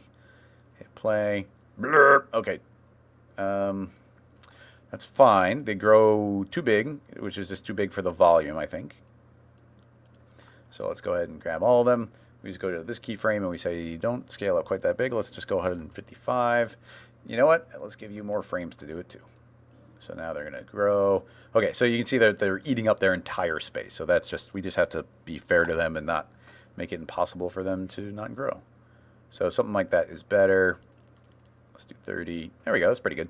So you can see we are doing a pretty good job of filling up our overall volume. Now, we probably actually have quite a few options here because we have the overall thickness. We don't actually need to give these all that much time to fall to the ground. So we could, I guess we'll just show the floors. And then I'm going to grab this one floor and move it just minus 5 from the ground. And then grab the one above it and move it to just plus 5 off the ground. And let's keep in mind our cube would now represent a y of 10. So now they're going to have trouble climbing over each other. So yeah, now that that is happening, let's see if we can make a new spline, if we can fit one in there, copy and paste. Let's see if we can make this force its way through. So we're going to give this spline some really heavy follow position. We're going to give ourselves some more frames. So we're going to hit play. Okay, cool. It doesn't overly fill. So now let's go ahead and grab our position, record a keyframe. I'm going to say I want to auto record position. So let's just hit play forward a little bit, and then I'm going to move it. Oh, we can't move it once it's dynamic. I'm going to delete the dynamics tag. So I'm going to say it should go to there, and then hit play some more, and it should have moved to there. Hit play some more, and it should have moved to there, and then go to the end, and let's just say it's moved its way over here.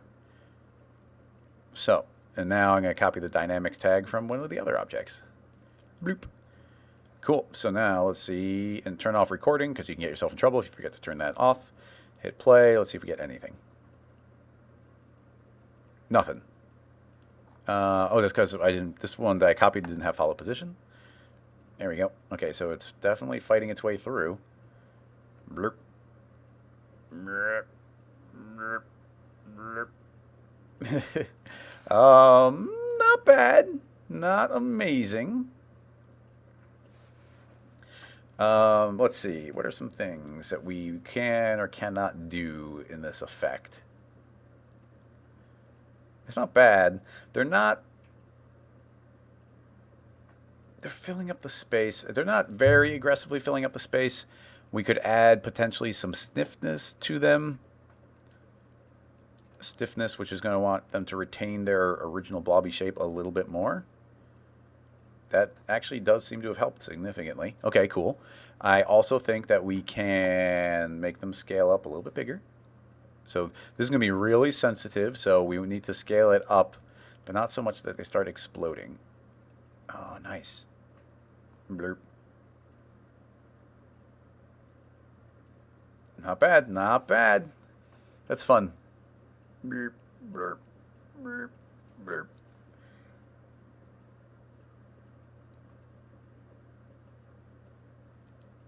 And now, I mean, is there much more to it? The last thing would be, I'm kind of curious about would be if we can get some bubbles going. Haven't saved this yet, a little dangerous.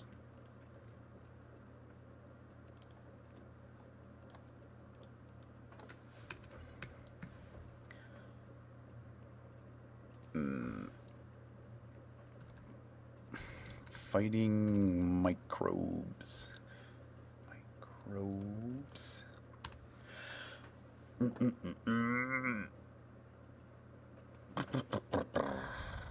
Oh, try and get some tiny ones. So, actually, what I'm kind of inclined to do is let's just make a cloner. Let's put a clone in here. Let's make a hex pattern. I love me some hex patterns. Put it on Y. T for scale. Scale the whole thing way down. That's pretty good, actually. And I'm going to tell them not to grow. So we might change it. So I'm going to just keyframe it from 100 to 100. Let's grab our set here and then just make sure they're all fitting. Some of them might intersect, but I'm hoping they just pop out properly. But because everything's so tiny, I do need to tell this that it doesn't have much of a margin. So it's only got a margin of 1 maybe. Still might be too much. Save it. Play. Now, the ones that are overlapping, I'm hoping that they work themselves out. Sort of not. Although, now I think about it, these should only have like 6 points on them or something. Something real small. There. Now they don't take much to calculate. Maybe add more stiffness to them. Ooh, and they do have a follow position. Don't follow position. They can flow around freely. And stiffer. Bing. Yeah, there we go. Nice. So it looks like we just have to make sure that they are not... I do want some margin. What's the biggest margin I can give them? Okay, 3. These all live at about the size of 3. They're only freaking out when they are on the edge. So we just need those to not be on the edge. I'm trying to think if there's any automatic way we could move them off of the edge. No way I can think that guarantees it. We could move the cloner up into the air maybe, and then maybe they'd slide off.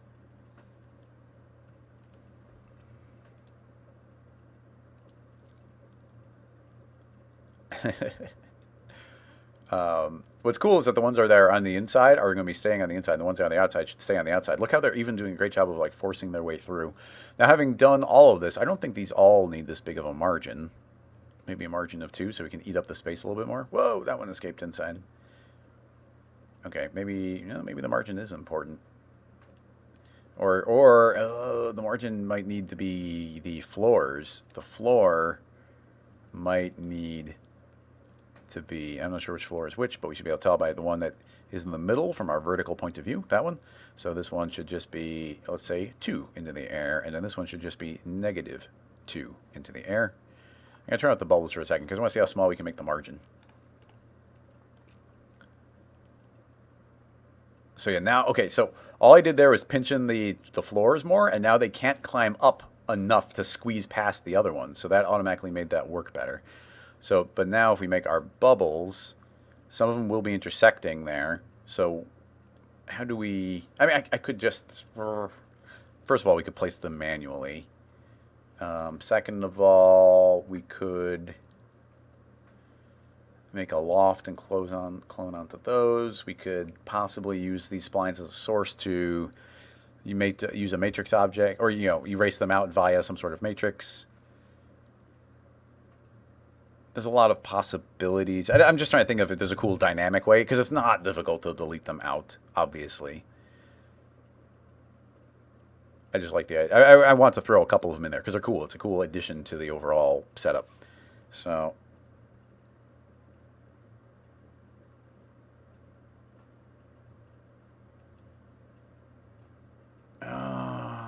I wish I had a really good way for them to be automatically doing it, but honestly, I cannot think of an automatic-ish way of doing it.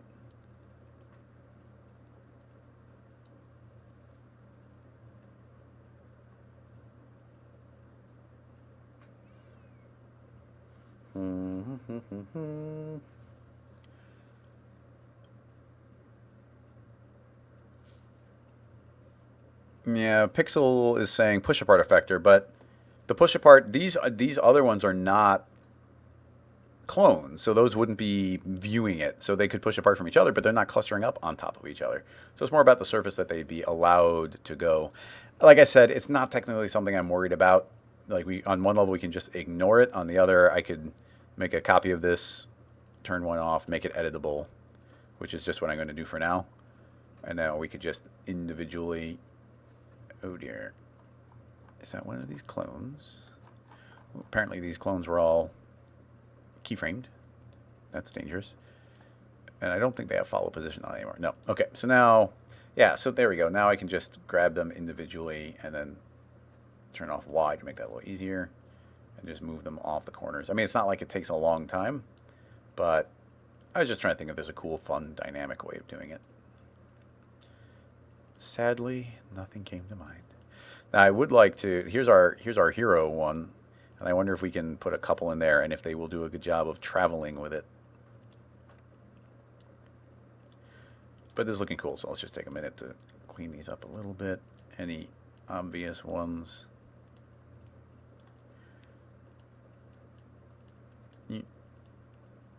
That's all the ones I see. Hit play. I only see 2 rogues, that one and that one. Cool. So now let's see what we get. Amoebas, go! I missed one more. Whatever. So let's see what our little hero is doing. Bring. Bing.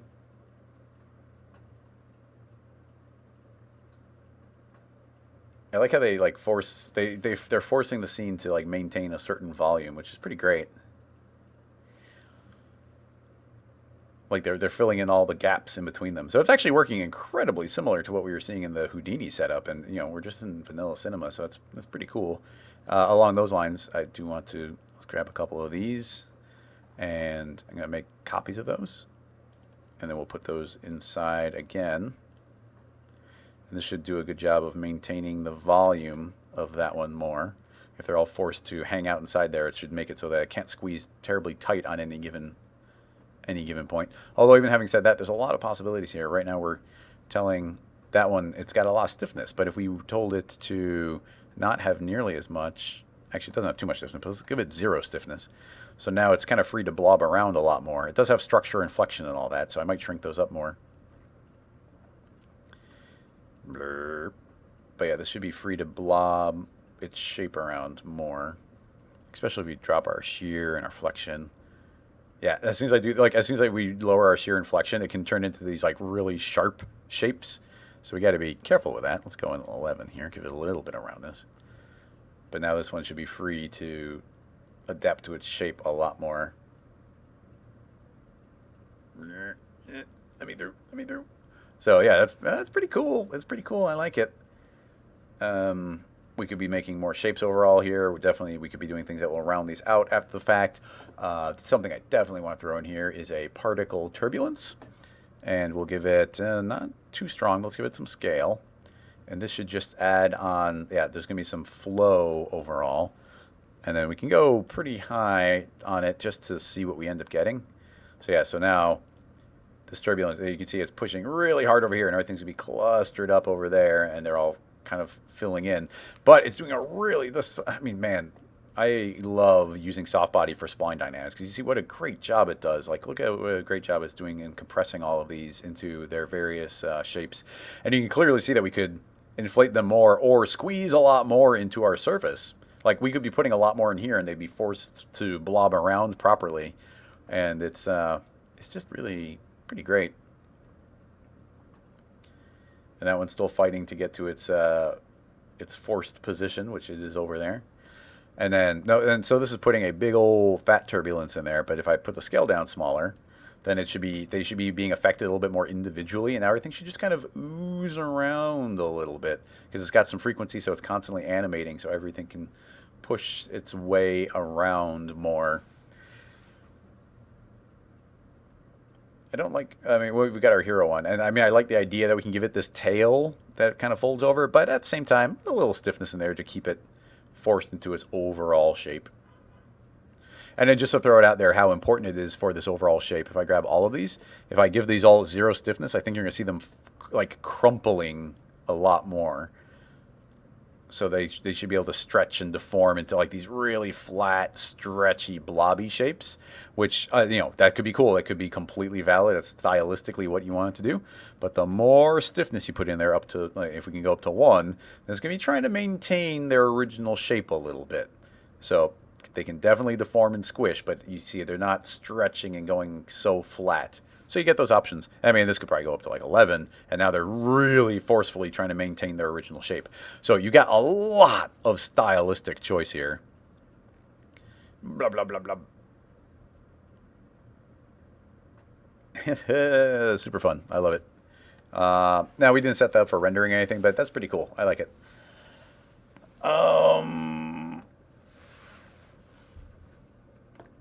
Murray, what's going on? Thanks for coming and hanging out with us. And yeah, spline, like the dynamics tag on splines is so great. The best spline dynamics in cinema are soft body splines.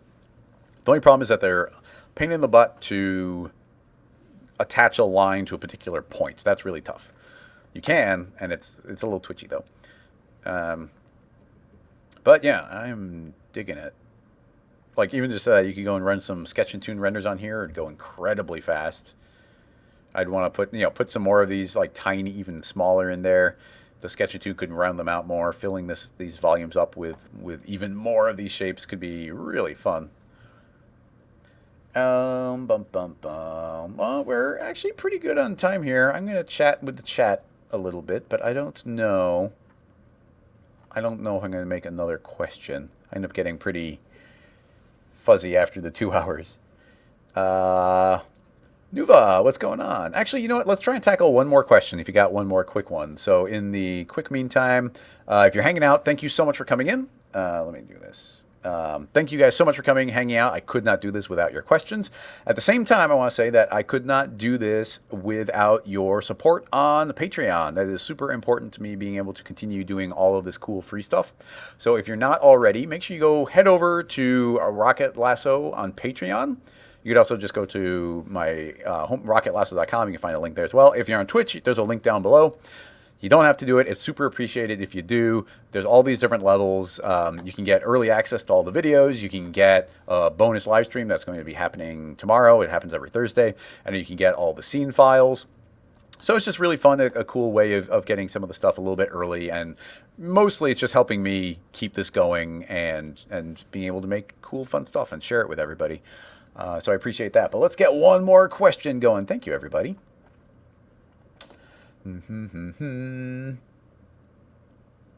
Crossfader has one.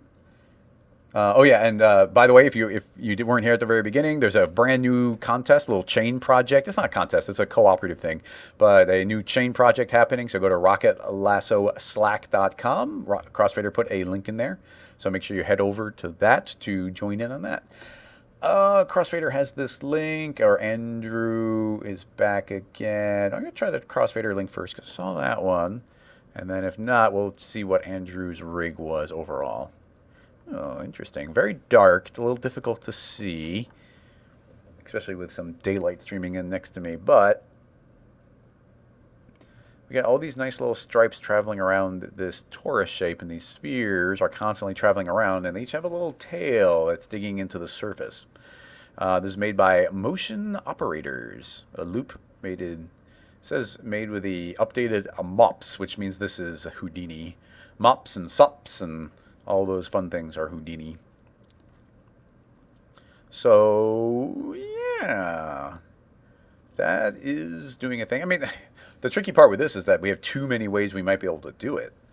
Like, man, there's a lot of different possibilities.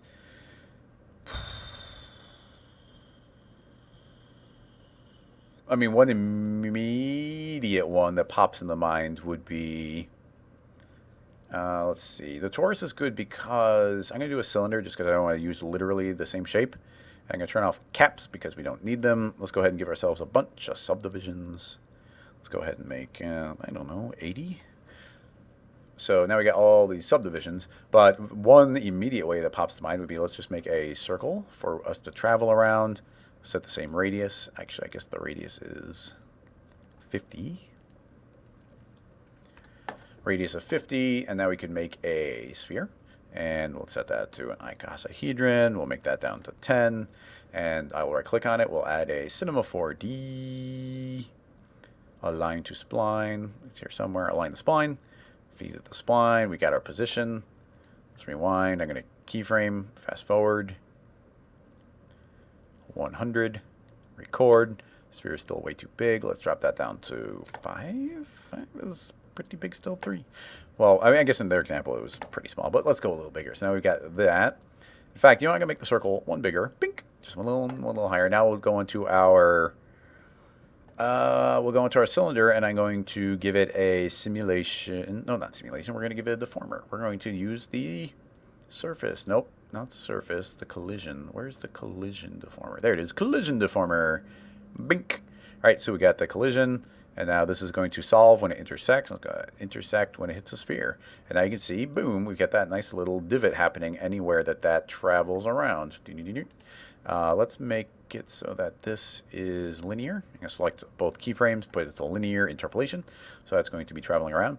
And now under collision, we have under the object, there is restore shape, and it's set to 100%. I'm going to set it to 25%. So now, okay, there's a little bit of a tail. Apparently that's stronger than I thought it was. Okay, so now I put down to 5. Let's put down to 2. So there you go. Now you can see that it's deforming the shape and then slowly restoring it back to its previous glory. So there you go. That is one possible way to do it. I might give that a few extra rotations around. Let's do 64, a little better. It might be a little confused not knowing what orientation to push it. So yeah, I'll pull that out a little bit. And also there's the interpolation. If I'm traveling around the whole shape too quickly, it doesn't have a chance to collide equally with every shape. So the speed that this is traveling around might be a variable as well. So if we were to hit control, actually let's just double the timeline, 180. And if we grab our second keyframe here and jump that also up to 180, then this should travel around slower, and because it's going slower, we should get better consistency on the way that is traveling around. So that is one way. Let me think. Man, there's so many different possible ways. We could be feeding it a proximal. We could be feeding particles that are drifting away slowly.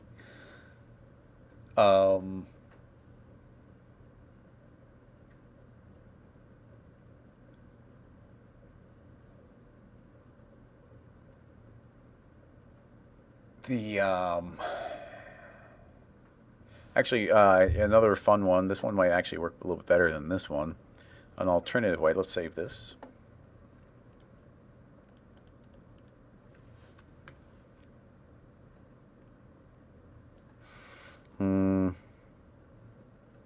Trails in the surface. Okay, so now in this one, we're going to make a MoGraph plane effector and feed that in. And this is going to be a point deformer. And it is going to affect the position, but it's going to push it on, not on X, on Z. So there you go. Now you can see it's deforming the entire shape in by whatever amount. So I'm going to say it should deform it in by -5. But it shouldn't do that everywhere. It should only do it in some places. And the places it should go are wherever this sphere is. So the sphere is being calculated by its individual points, which is fine. We also say its volume or its surface. Honestly, this would probably even calculate even better if we just made it a null. So I'm going to make a null, and then put that into the null, and put that into the null, and then zero out the sphere to make sure it's still a parent. So now, in the plane, let's not use that. Let's use the null. Oh, wait. Is the null not a... Oh, you can't... Okay, interesting. I can't drag in a null. So let's just drive the sphere directly again, and the actual alternative here would be to make a very mathematically clean spherical fall-off. And that will be a child of our actual sphere. A lot of different ways to do it, like I said. So now I'm going to make the inner fall off a little bigger, make the overall thing smaller, like that, like so. And now that should be pushing in the surface. So if we hit play, it should be constantly pushing in the surface. You even see that little bit of similar twitchiness.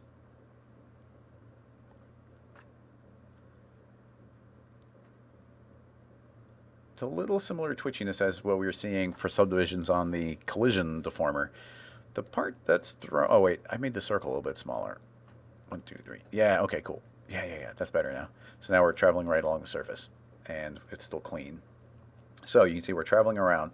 But where this, of course, gets interesting is in the spherical field, we can say...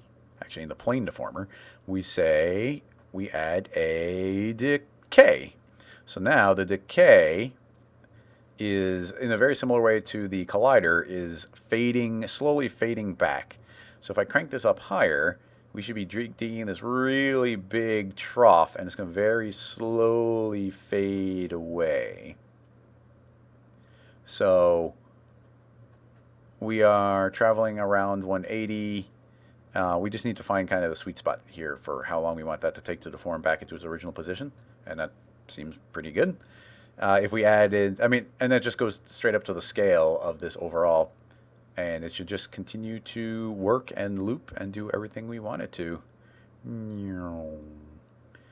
And I guess the bigger point is, or not the bigger point, but something that we were seeing on the overall effect before was that there's a very complicated, cool shape traveling along it where there's all these lines. So, but we can do that I think we can do that in a pretty straightforward way here. Let me think of what the best way to do it would be. We can use a shader effector. That might be the easiest way, but is there a more interesting way? Not that I can super specifically think of. If I make a shader field, and I set to normal, and let's feed it. We could do a lot of things. We could do a gradient. We could do a noise. The most straightforward will probably be a pattern.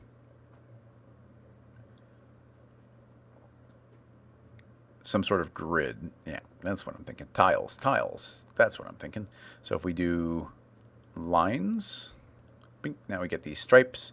And now this is better in black and white. So I think we want all these to be white.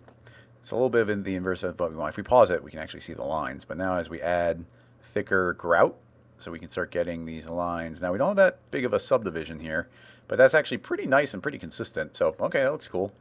So now if we are traveling around in the correct spot, which is right down the middle of that stripe, pretty much exactly what I want.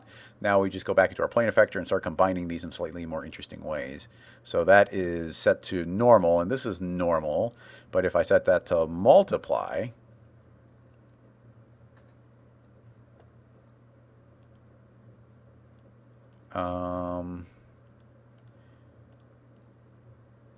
I guess that might make sense. Maybe I set it to not multiply, but add? Okay. So now we're adding to it, and now that is kind of erasing that out like that. And now we put our decay back on the top. So now, as that travels around, it should be erasing out part of that stripe and feeding it back through. Now, if we had more subdivisions here, then I think the effect would just start getting even kind of cooler and cleaner. Like I can add on more subdivisions, and we can go into our shader and feed it more of these. We can grab our global scale and go 50, and now you can see we've got twice as many of these stripes. And we could just start layering up more and more and more of them, getting better or smoother transitions. Different shapes are going to be it's funny the decay is making it transition in slowly as I'm doing little tweaks on here. It's quite I thought these would be a little smoother, but they're quite sharp in the way that they're transitioning. So that bit's interesting. But yeah, now you can see it's going to travel around. Turn on our decay again. Boom. And now it should be erasing out that line pretty well, and then it comes back again. Maybe even slow that down. And of course, if this entire thing wasn't a subdivision surface, we only need one layer of subdivision. That should do a pretty nice job of erasing that line out temporarily. And if we had a whole bunch of those traveling around, then those could be each doing their own individual thing. In fact, I mean, it would be think do. How do you make a bunch of them spin?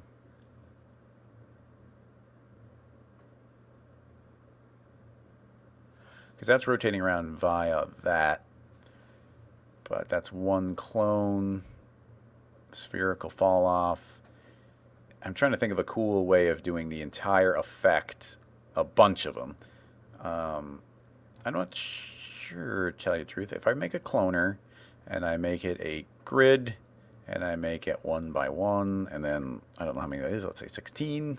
So I got 16 spheres, and now, oh boy, I wanted to randomly spread them around, but how do you do that? What I was going to do is not going to work at all.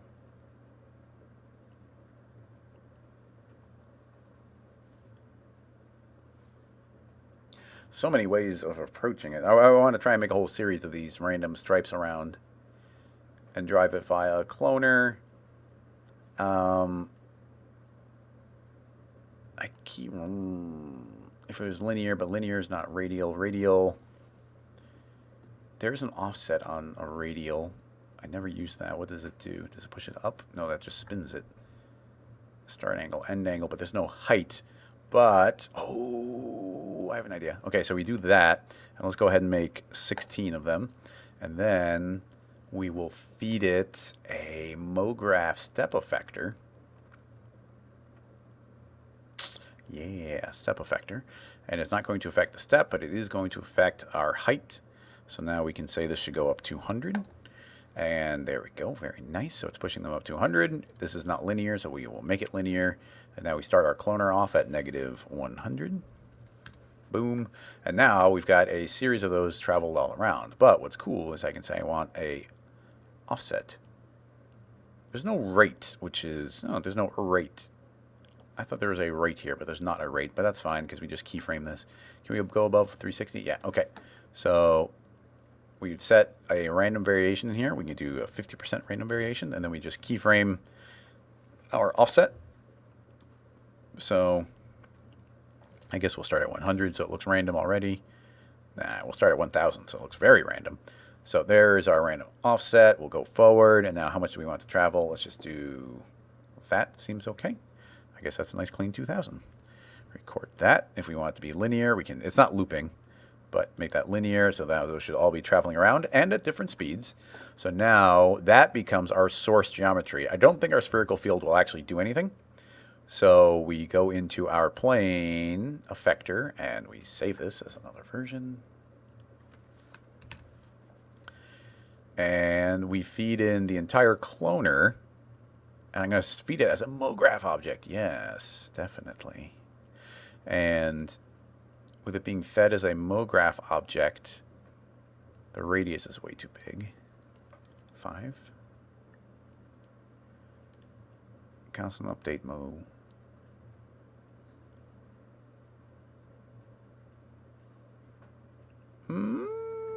Where's the effect? I'm not seeing it do anything.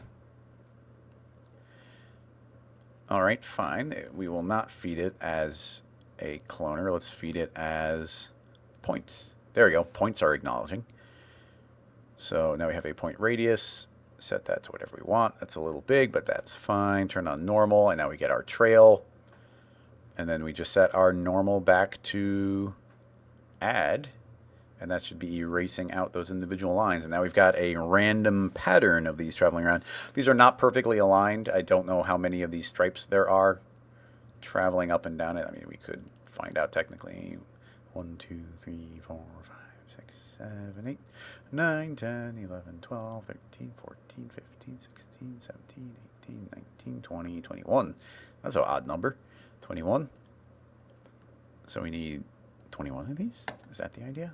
Yeah, perfect. Now 21 of them exactly line up with the lines, so they should be very perfectly erasing out that surface.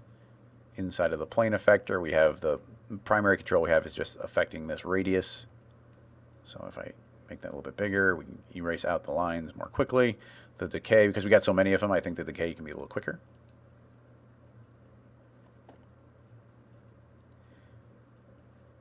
And there we go. I guess I made it a little big because it's affecting the lines that are outside of it, so gotta be careful. Of course, even this has a remap, so we grab the inner and pull that in. Yeah, there we go, that's better. Now the radius doesn't need to be nearly as big because we only want it really affecting the one line. There we go, very nice. Yeah, there you go.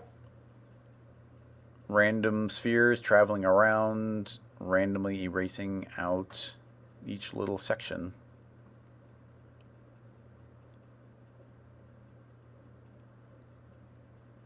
In theory, this could have also, right now we're erasing out the trails.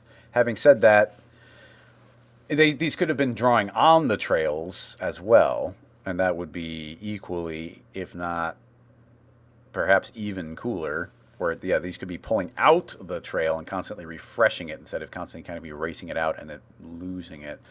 It's just half dozen of one. But there we go. Looking pretty cool.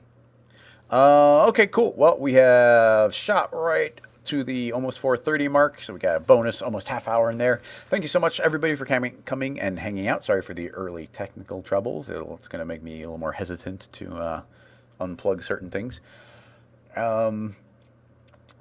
Yeah, let's see. Anything else? No, that should cover it. Thank you so much, everybody. I'll see you next week. Bye-bye. See you then.